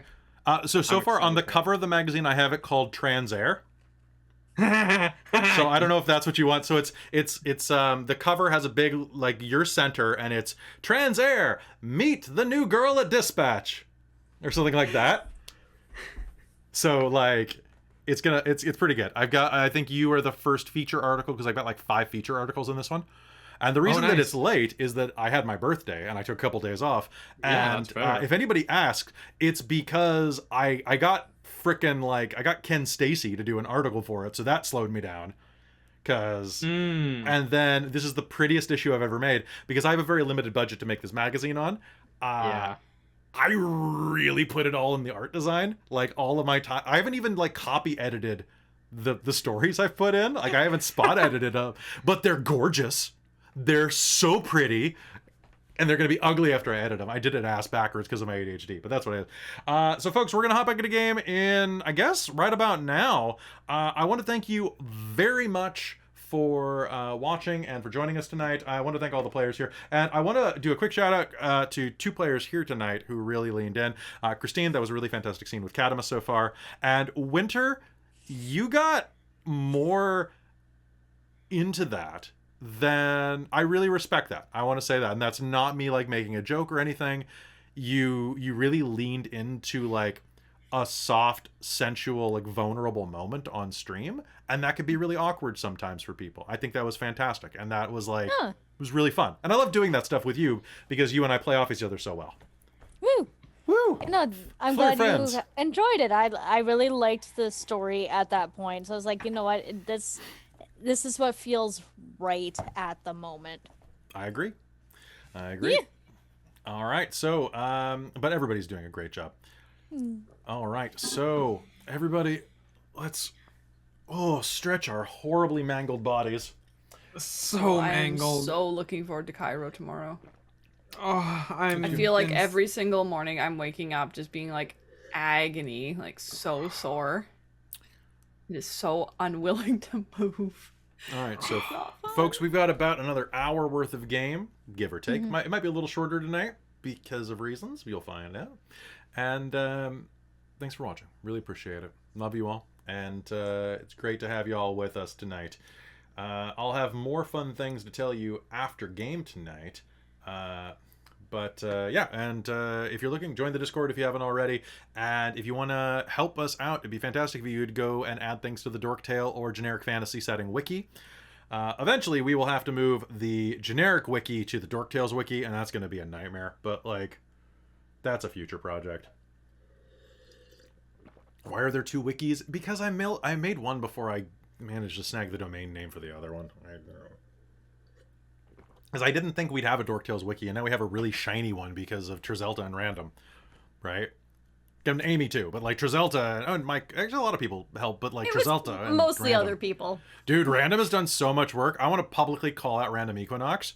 Random, you, like, I went away, like, I edited 3 things on a Witchlight wiki, And then I went back the next day, and there were like 50 paragraphs added to those pages or something like that. It was just an obscene amount. And I was like, what is even happening here? What is... Hey, Liz, good to see you there. I might have been talking about you earlier behind your back. Everybody take a drink. Actually, hey, Liz, the shiz is about to happen soon. So with that, I think it is time for us to head back into Gizzy Game. All right, everybody take a drink, have a think, and without further ado, let's head back into the Shards of Nyrn. 3, 2, 1. Time passes. You all spend your time doing what you need to do. You have your fun. And as morning comes the next day, or well, I guess it was as dusk falls, because this was midday when you left there. You got there pretty early.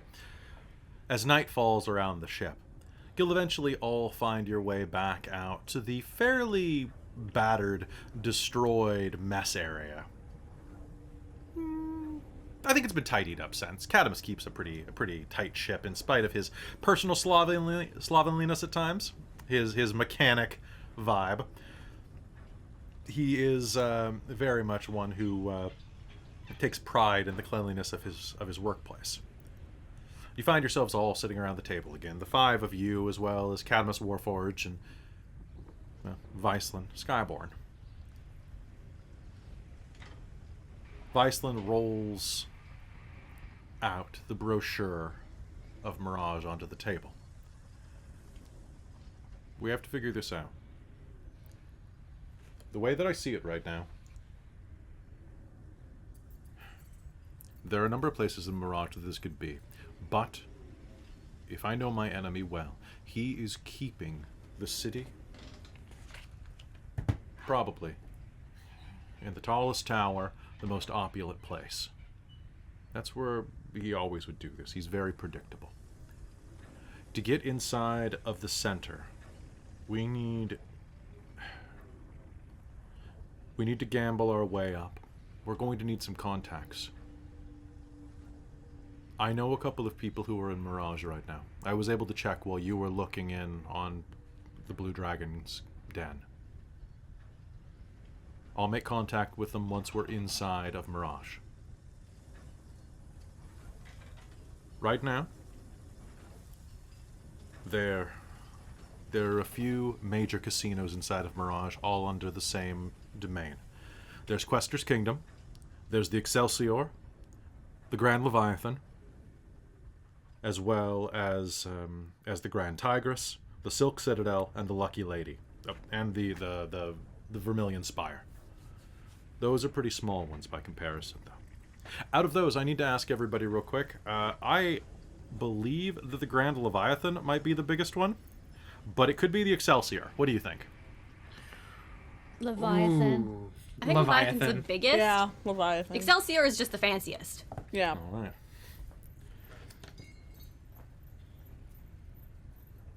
There are some things that you'll need to know. None of you have been to Mirage before.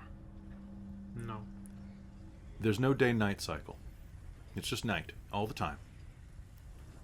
The city is blanketed by this kind of bubble of bright lights and this haze. It's almost like being in the Feywild. We could be there for days, we could be there for hours, we could be there for weeks, and it would all seem the same, depending on what we were doing. You can get pretty much anything you need there, but largely it's a gambling center. I can get us into any one of those casino hotels. But we need to work our way into the Grand Leviathan and up through their games. We need to establish ourselves as the biggest rollers inside of there. We'll have to make some contacts in there. I have a man on the inside who knows the gambling circuit well. Besides that, I could use any advice. Well, I suggest we walk in there confident. We'll definitely want act. to look the part. Do I know you when we're inside of there?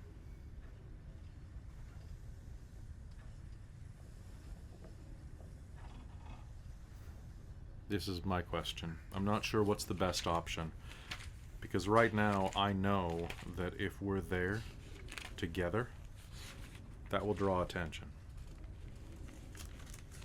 So perhaps maybe we should split up and use one of the hotels as a base.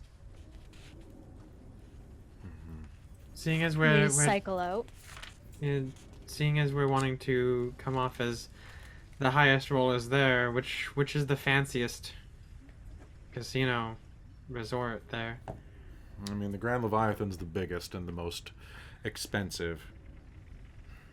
I would say I wouldn't use it as the base of operations. If Vargas is controlling that one, if Vargas is controlling Mirage, he's doing it from that center point. Which means that the further back we get from it, the less control he has. Even if he is the mayor, the major dome, whatever they call it in Mirage.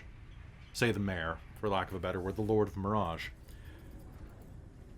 That doesn't mean that the criminal element isn't there.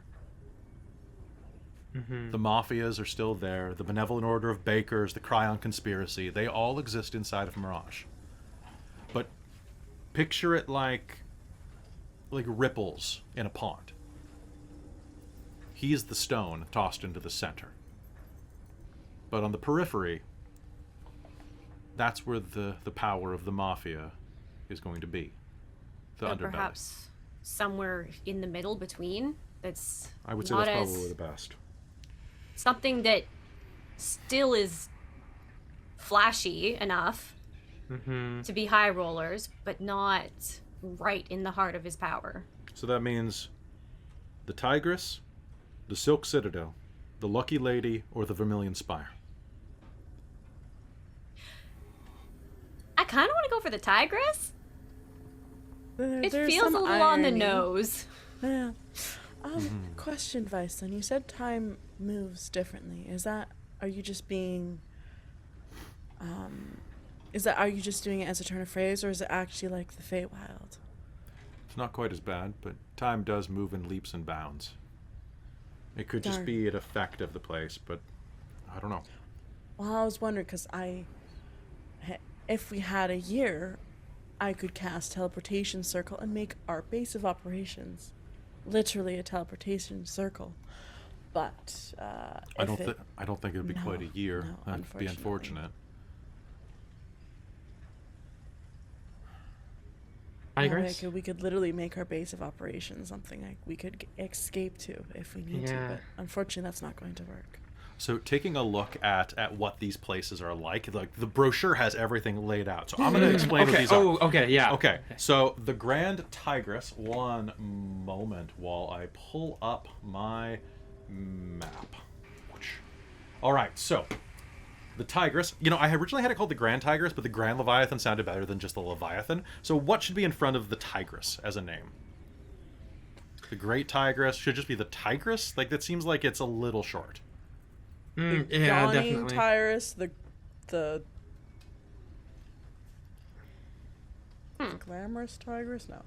The saffron. What's a word for yellow? Saffron. The white tigress. No, that seems a little Yeah. iffy. We'll just say tigress for now, and if I think of a better name in front of it, I'll put it there.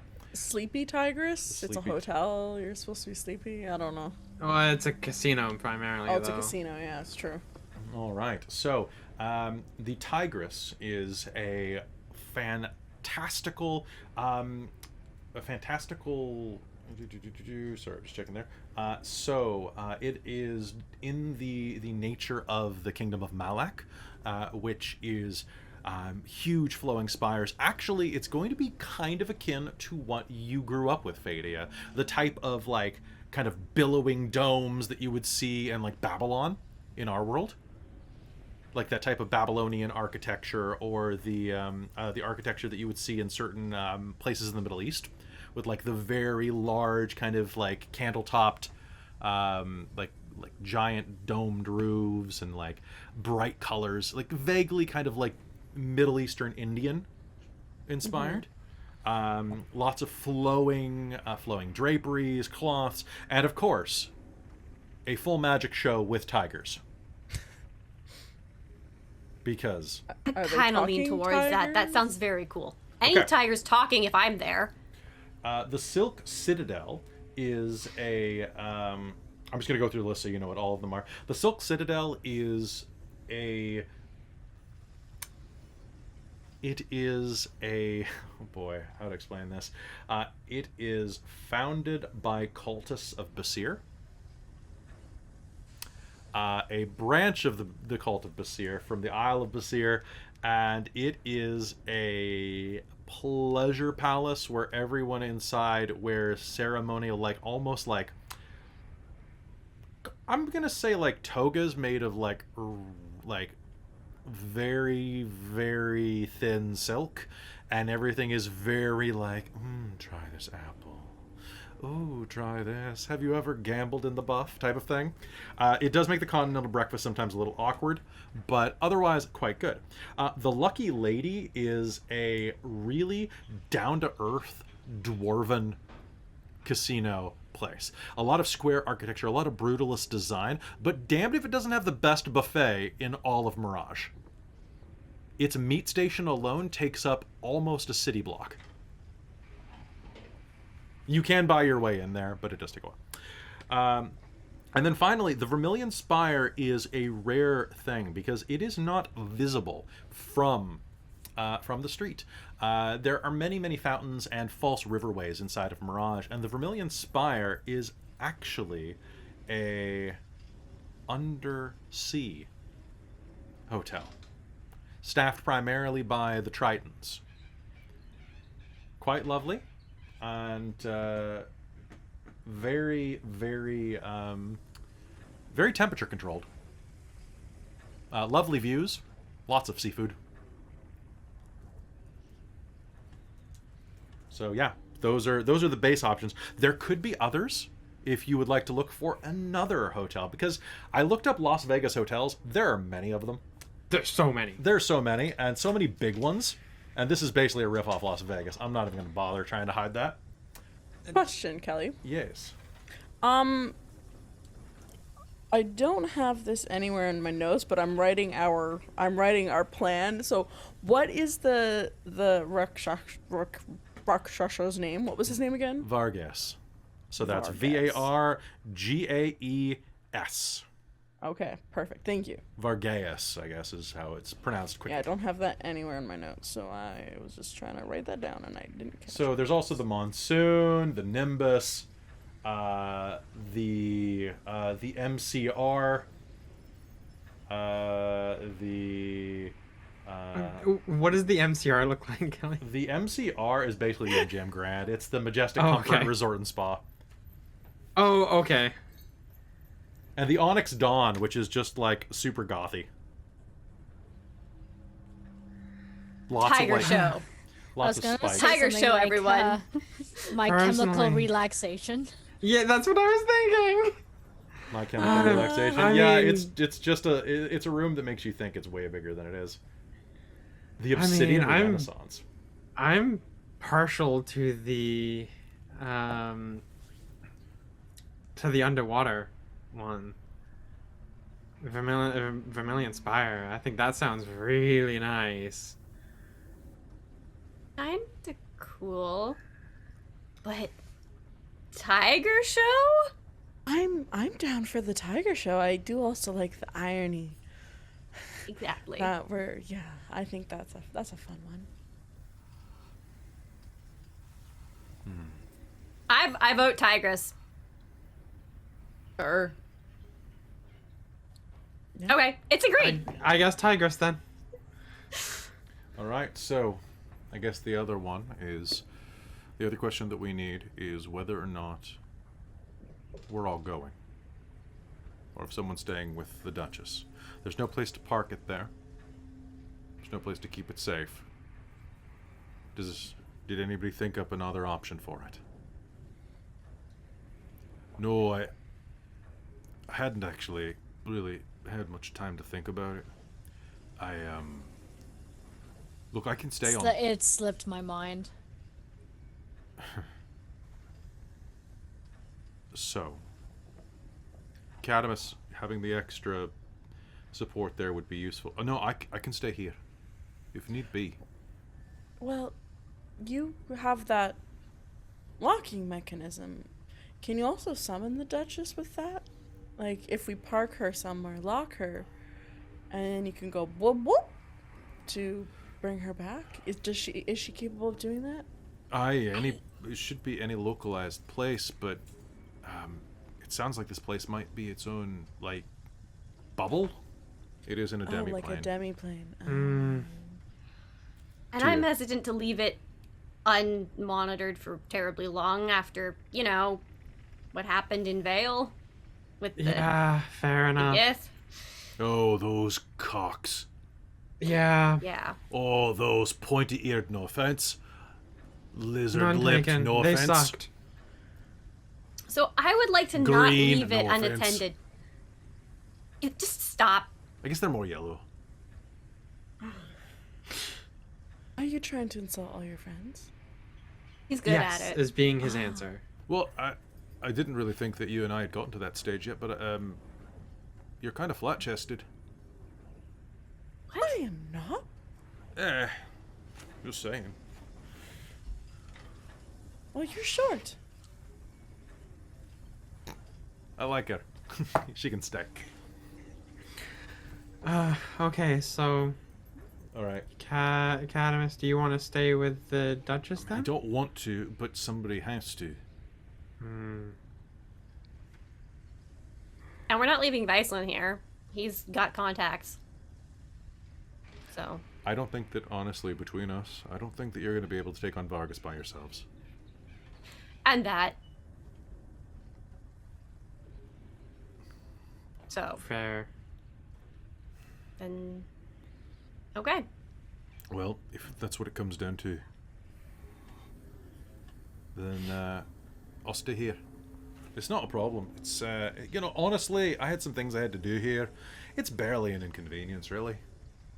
Awesome. Plus, then if we all die horrible, horrible deaths, you can make sure that the Duchess makes it back to Edagon. Oh, yeah, that sounds like a great way to do it. Why? As opposed to him having to find it after we're all dead?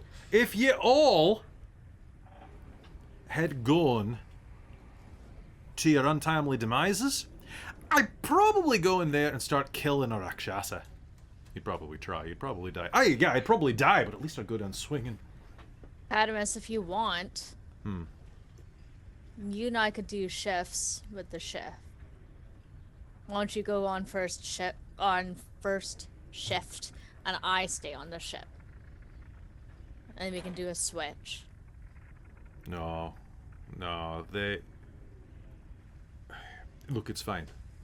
Okay, just don't die. All right. Look, he's talking about the That's the mafia plan. in there, and honestly, if there's any... Mars, you're a huge pain in the ass, but if there's anybody who knows the mafia, criminals, or any of that better than you, I don't know who it is. It's definitely not Mr. Shiny Pants here. Is he talking about you or me? I'm talking about both of you! Shiny pants on both of you. Don't even know how he shines those pants. They're all black. Still shiny. I don't get it. Still hides I think in it has to darkness. do with the material weave. It's how he washes them. I guarantee that Zeno never washes his pants. They get washed on a regular basis. Thank you very much. Yeah, buy your wee.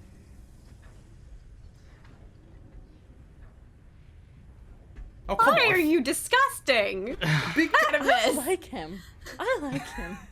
because Okay, we so all do. Cadamus is staying here so I am that he staying doesn't get here. us murdered at the first casino when he opens his mouth. Also, it's you know what? It's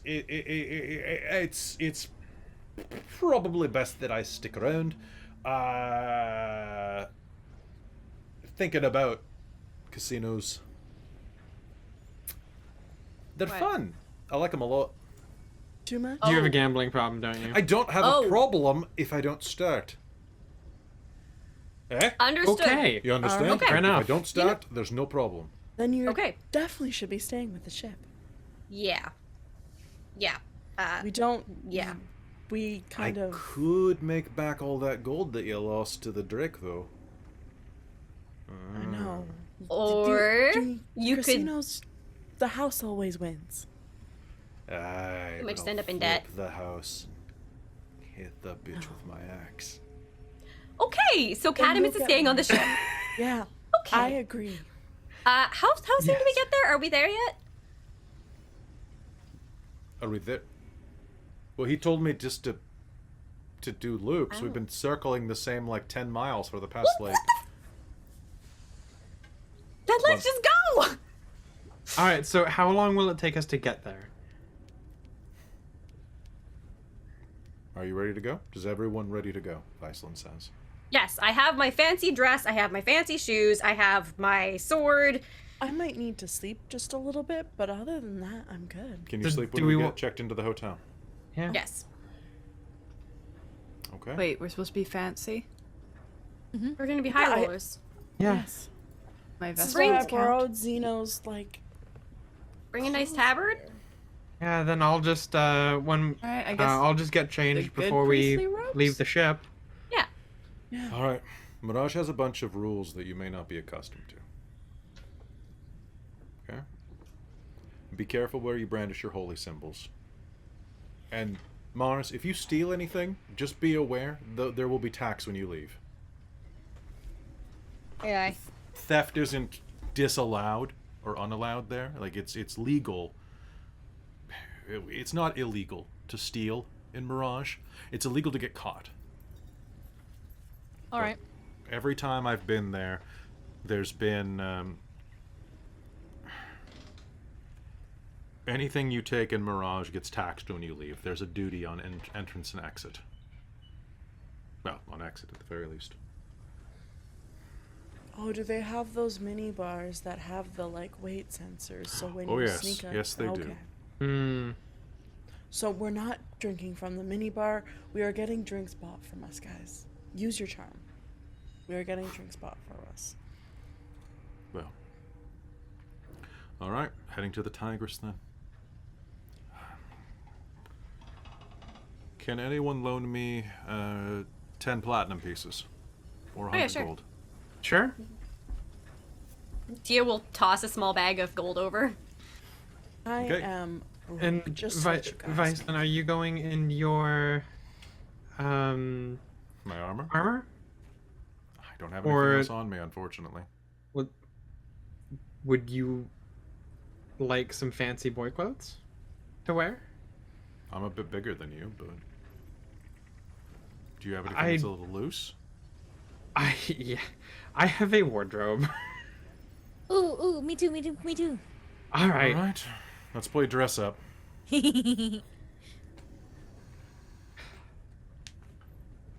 Fantastic. I want you to And do me a then- favor. I want Yes. you to make me a...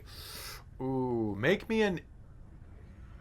What would this be? Would this be history? Would this be insight for playing dress up? What role would this... Oh crap! I lost my dice. Sleight of hand? Sleight of hand would probably be for like the seamstress working, right? Or the tailor work. Okay. Survival? No. Performance? Performance? Persuasion. Persuasion. It's a persuasion roll. So give me a persuasion plus intelligence instead of charisma roll. Persuasion plus intelligence instead of. Oh, that's not great, actually. Be our guest. That Be our- is Can I going to help? be. Yes, you may help. That you can roll with advantage, Xeno. Okay, fantastic. Because that one was a 15. 15? That's better. That's an 18. 18. Okay, so putting a little bit of time and effort in, you are going to be able to dress Viceland up, and I need to know what Viceland is dressed like now. Oh, he would be in. Is he in black leather pants, a black flowing shirt, looking Actually, dressed like Ross from that episode of Friends? I'm unfamiliar with that episode of It's the Friends. one where he's wearing Geralt's outfit. Yeah. There's a pants Who are too Wore It tight. Better meme of it. Yeah. Basically, yeah, like he'll come out dressed in just what looks like a really nice but functional outfit. Probably with probably black pants, just like a nice like shirt and vest. Yeah, men in vests. Yeah, men in vests. So he can't quite do the top button on the vest. The pecs are too big.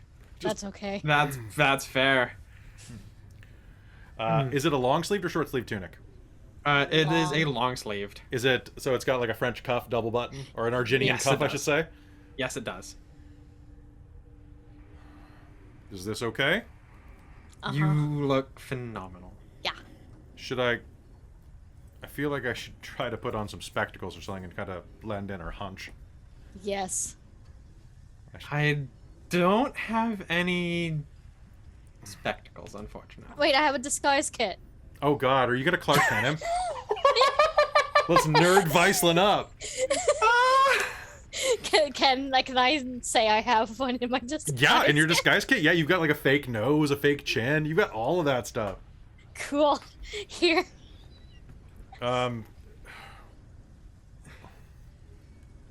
Perfect. Books, wizardry.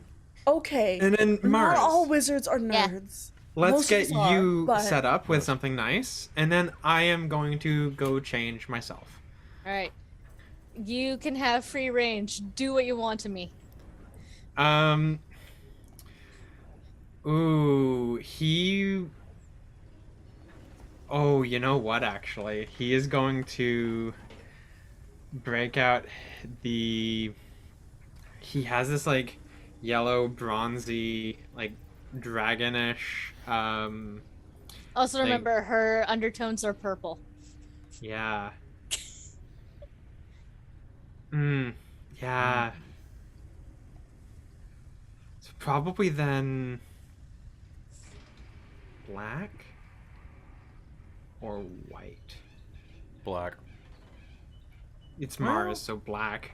No, well, actually, a slinky white dress would look pretty damn Ooh. good. if Yeah, it that was would Oh, look like, and really I nice. have a name for that. Okay, yeah, right. White Yeah, dress. so it's gonna be this fairly short, really like deep V. Did you just dress the angel boy in black and the demon girl in white? Yeah. Okay.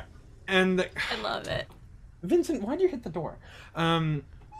It's the way that I'm thinking of. It's one of the dresses. It cuts across the chest. It has one sleeve. Yeah. With a nice Deep V. yeah. It cuts nice and deep across the chest and goes up into a sleeve. Fine. Oh yes. And it yes. probably has a nice lace in the back. Do you have A good nice shoes like to go with corseted this? in the back. He will, yeah. He'll have Oh. he'll have matching stuff for all of his clothes because he's Nice. a rich bitch. He's a bougie rich teenage girl. Fine. Is basically what he is. So I'm thinking, and then I'm gonna like look in the mirror and be like, I feel very Metallica Themos in this. Fair enough. And then if you give me a moment, I'm gonna get changed myself, Sure. and I will meet you all out in the galley. Just on deck would be fine. That's where Yeah. I'm going to summon our portal. Perfect. I'll meet you up there in Sounds just a great. minute. Allie will go find her vestments. And Tia's got her lovely black evening dress with the detail, like the floral detailing, all like embroidered and like beaded onto it. It's very pretty.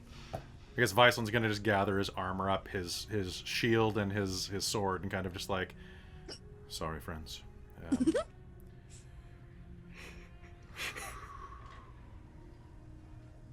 Does he have a bag of holding? One sec. I'm gonna roll a d20 to see if he does. He does not. I am going Can to I have fit to my draw hammer in Mars my like little bag this. of holding? Yes, you have a clutch purse of holding. Excellent. Because I have the little one for my little reagents for like if I need to res people. Yeah, that can fit your hammer. Yes. Do you have Am I room? bringing my sword? Are you gonna leave it by itself? No, absolutely not. So that means she's got a sword strapped to her back as well. Very a la Wonder Woman. Yeah. That's Just down fair. the middle of the back through the dress. It's like you're the person that has the bag on the dance floor. You're carrying everyone's shit. No. Oh. Nah, Tia's got hers like it's actually like attached to her. She's Allie's not just, like, leaving that tucked with in her anybody. armor. Or like the If piece I that have- goes with the vestments. Malia, do you have any space in that for my things? I mean, it was a half size one. I might be able to fit the sword. Or whatever his weapon is. It is. So it's a Holy Avenger. A what? It is a two-handed greatsword. Ah, yes, of course. I'll just figure something out on the way. All right, and with that, you all head out onto the deck. Xeno, you head into the bedroom and gather your things and get ready. Yeah. Okay. How long do you take? Probably about 20 minutes. Okay.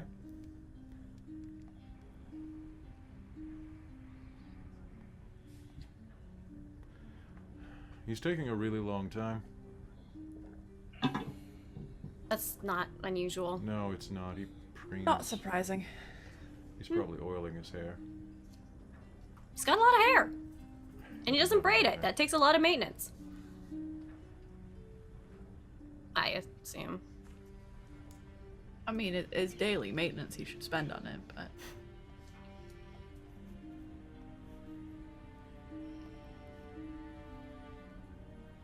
See, I was clever and I learned to work it into my meditations. So you do both long-term things all at once. Meanwhile, inside, Xeno's gathered up all of his things and is getting ready to go. Does what happened occur on camera or off camera? Off camera.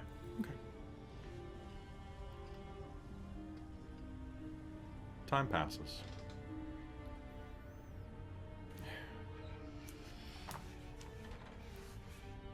Your vestments look very lovely, High Priestess. Thank you. I've been trying very hard to keep them white. You were gonna have to let out the arms a bit, though. You're getting a bit too swole. Gonna pop them. They weren't expecting to make for a dwarf, I suppose. Suppose not. Oh, What's taking him so long? Seriously, this is eh. a little You above get and used to it beyond. after a while. Just like you have to get used to walking with like the skirt of the vestments. Just give Xena some time. Oh, yeah. We're not going to rush him. I mean, walking in a skirt is a little different, isn't it? Yeah. It's ridiculous. What does that voice sound like? Just Xeno?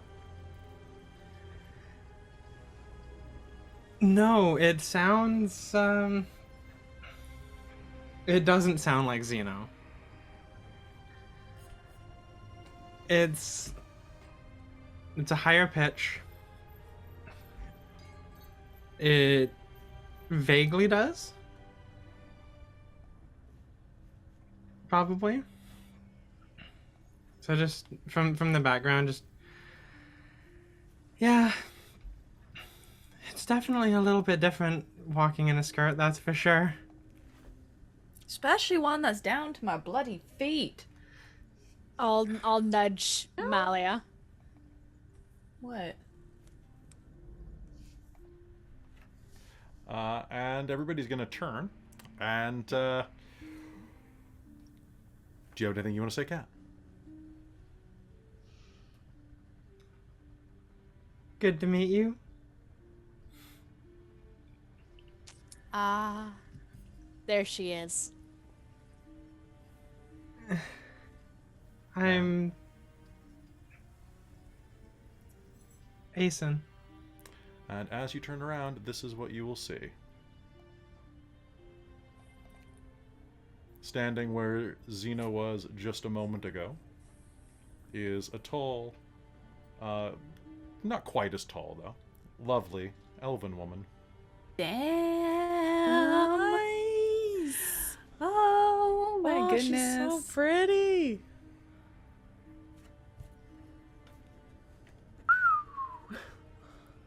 And I'll just let that stay there for a second.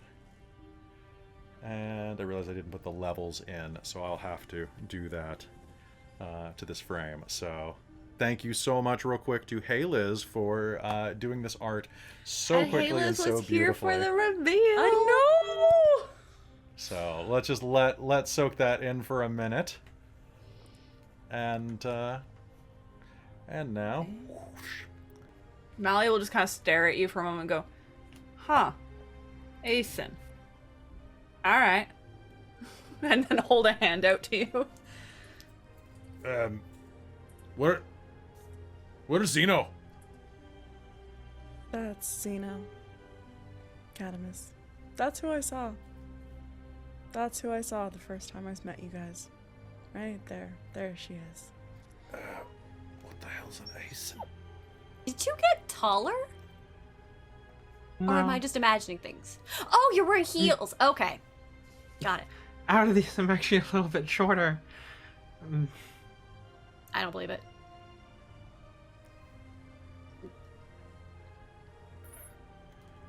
So, You know Either way, I'm looking up to you. you know, all of those times I called you girly before. All the times I Yeah. teased you. So I guess what I mean to say is I was right. The entire time. Always right. Always right. 100%. And he's just going to march off. Of course.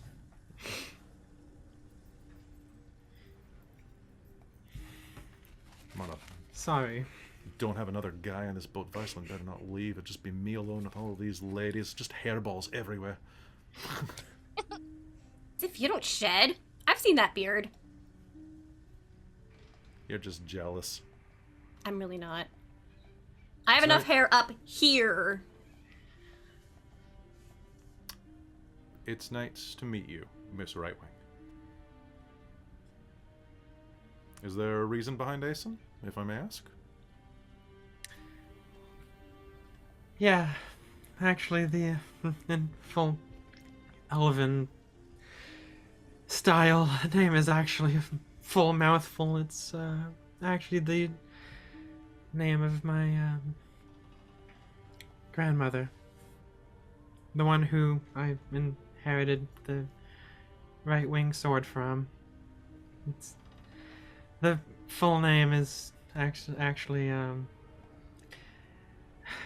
Isin Shinabe. But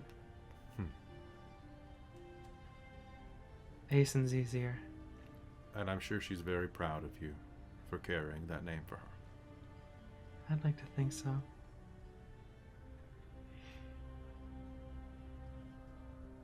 So, yeah.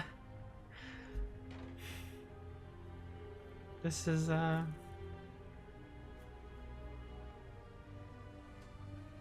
feels better.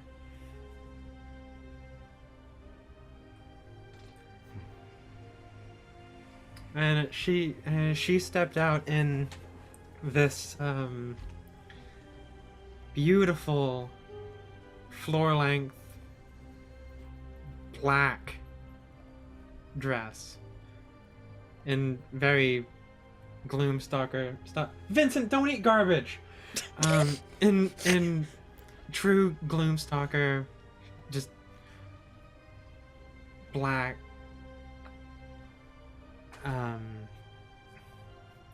Black dress, black gloves, black heels,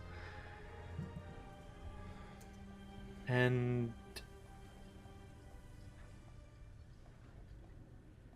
yeah, and actually, in thinking about Tia's comment, her hair is really has two nice braids going down her front, actually.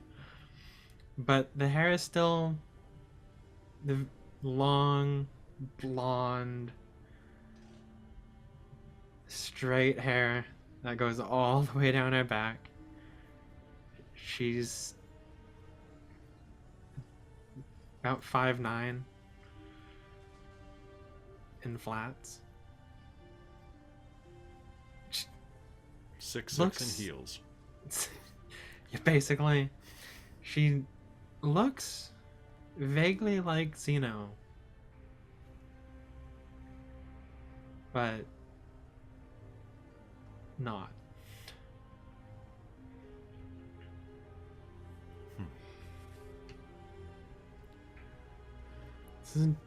Who wants to go have fun storming the castle? Yeah. All right, nothing ventured. I think it's time for us to go. Shall we? Let's Yeah. do this. Let's go. Viceland walks to the edge of the deck where you would normally board via the gangplank. Holds... Malia's gonna reach out to fist bump Aizen as they go over. She's like, all girl party. Funny how that works, isn't it? I resent that! Oh, we're going to Catamus Mirage. will Let's yell. have a girls' night. I've never had one before. We'll have to fix that. I've Yeah, I always haven't wanted really to. either. We had to fix that. I haven't had one in like thousands of years, so that'll be Guys, fun. we can fix that. Oh, if somebody else wants to help brush this lot of hair. All ready? Yes. Viceland will hold up Yeah. the pamphlet. Hold up the 10 platinum coins. Prepare for the most powerful incantation in all of Mirage. I would like to make a reservation. And drops the coins on the pamphlet, at which point the coins will pass through the paper as if they are not there and vanish. And a gateway will explode into the air in front of him. And on the other side, you will see the swirling, chaotic energy of Mirage, the city of infinite chances. Let's have some fun, he says, and walks through.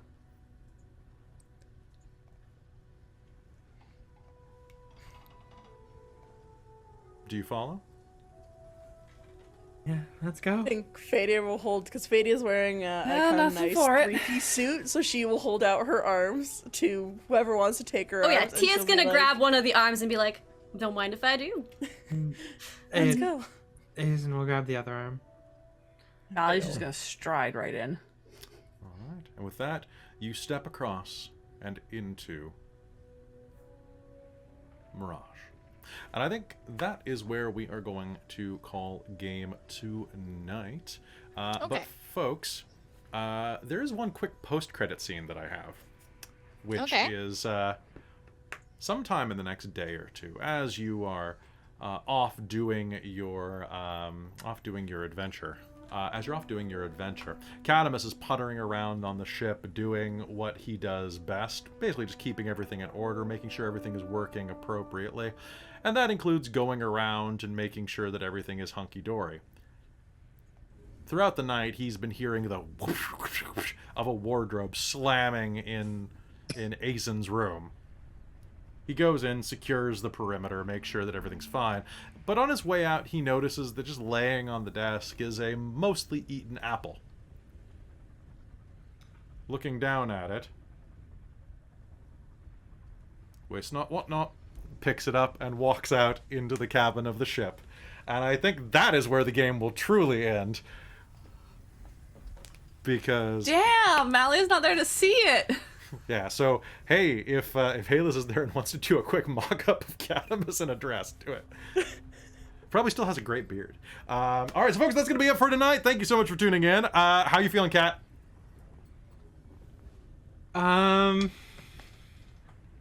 Emotional. I bet. That's why I didn't want to linger too much. Xeno is Outie. gone. Out of here. So if anybody wants to get, it is as permanent as it needs to be. I can roll on a curse chart if you want it to have a side effect. So you got boobs and the ability to see through walls, but only on Tuesdays. I actually got a chart before game that is like 10,000 curses or something like that. It's That could be ridiculous. fun, though. I'm just curious. Kat, roll me a D100. I'll see if there's anything fun. Coming right up. For God's Oh, sake. I'm gonna use my pretty pink die. Asen, I love that. That name is perfect. It's so good. 78. Okay, so wow, some of these are great. If you pick 780, you vomit a bag of ancient coins. That's one way to get into a casino. That's true. They're all Johnny Rockets coins. Yeah, there's Vandalia. And Delia. hold on. I gotta continue with Google. Yes. Sorry, my Adobe signed out on my laptop, so now I've got to sign back in. And but yeah, some weird. Thank you. Yes, just let me the frick in, man. Just let me in. Let me in. There we go. After each spell, you have a strong craving for twigs and bark. So you're gonna have weird cravings after you cast spells. That sounds right for HRT stuff, doesn't it? You get weird cravings, like pickles and ice cream type stuff. Or she could just randomly start crying. Probably. Also, yeah. Well, I think everybody had a pretty interesting session tonight. Yeah. Oh, I had fun. that was great. Oh, the chat is rolling now. So real quick, I'll do two. I'll do three. So Hollow, you, after a horrifying tragedy, you squander the world's goodwill. Ooh, sorry, bud. Oh, that's awful. That's awful. Sorry. Random, you got an 85. I'm only doing it for the three that have already done it. After each spell, you have a base AC of 0 for 1d4 rounds. Ooh. And Wonka, you have... what did Wonka roll? An 80? Yeah. I think it was. After each spell, you are 25% likely to turn briefly invisible. That is rough. Yikes. 10,000 Chaos Burst effects. Yikes. Wow. I could be here all Thanks. night doing this. Yeah. So I will post it. I'll post it in the chat. So, They can play. yeah. So, how you feeling? How's everybody feeling? That was great. I had Yeah. so much fun. That was a lot of fun. So, thank you for not rushing headlong into Mirage right off the bat, because I still have to pump out the gambling mechanics for this. Because I have a feeling you guys are going to gamble. I don't want to spend like all night and day gambling in this. No. I think, but there is Oh, going to for be sure, some. yeah. I would like to make a couple rolls, and I would like to Yeah. do something with the several thousand gold that Tia still has. I'd Right? love to go shopping. You'll have to go shopping. There's going to be a shopping It is episode. probably gonna I go mean, like Molly shopping. will do a little bit of gambling, but just kind of just have a bit of fun. Like, honestly, if it's Mars, she might just try to find the person who seems to be doing really well and just hang off their shoulder. I mean, fair enough. It's Viceland. Viceland is somehow the highest roller. Hold on, let me. Oh, I don't have his dice out. Anybody, by the way, anybody in the chat right now who, or later on YouTube, who is like, oh, I want to roll on that chart and see. I have posted it in game chat spoilers on our Discord. It is there right now, so go check Nice. the chart, see what you would have rolled. There's 10,000 things, so you've got some. You got some work. So folks, thank you so much for tuning in. Thanks players so much for playing tonight. I was in a pretty bad mood before game, and this definitely cheered me up. And yeah, really appreciate being here with you. And a big thank you to Ylos for doing that amazing art. And like, you're phenomenal, Ylos. You're wonderful. I'm really excited. And I guess this is how I can announce this as well.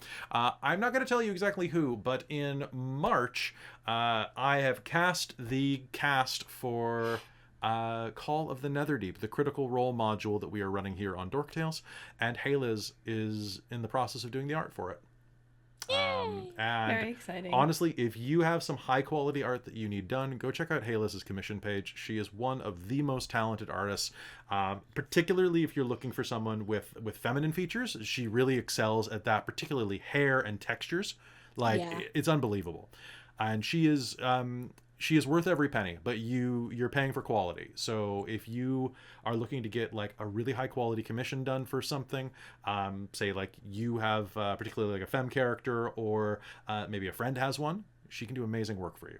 And she's an independent artist and really you know, is worth your time and worth your money. So definitely give her the support.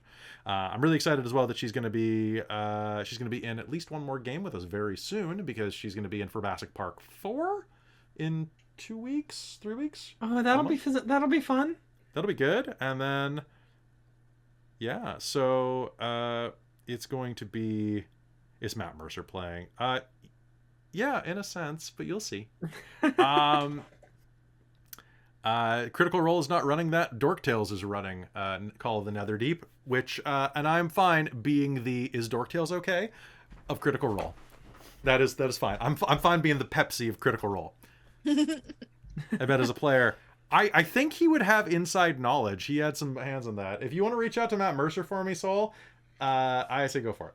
But Matt, if you're watching this video, I got a chair for you, bud. You can Skype in. Like, I'll move the day around. We're gonna do it on Tuesdays, but like, I'll do it any night of the week. You can have Wednesdays for all I care.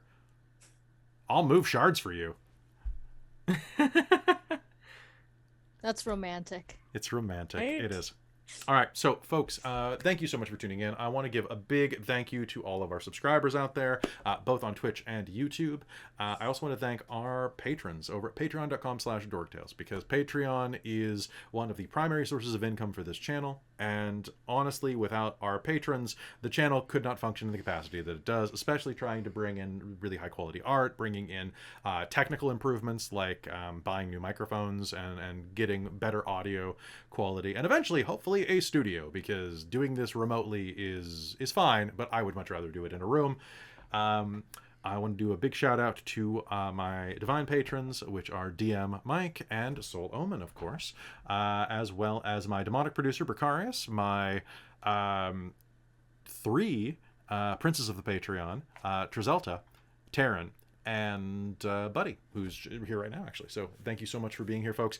If you join the Patreon, a couple bucks, you get your name at the end of episodes on YouTube, and I'm going to start putting that on the Twitch episodes too during breaks, so that you get your name in lights.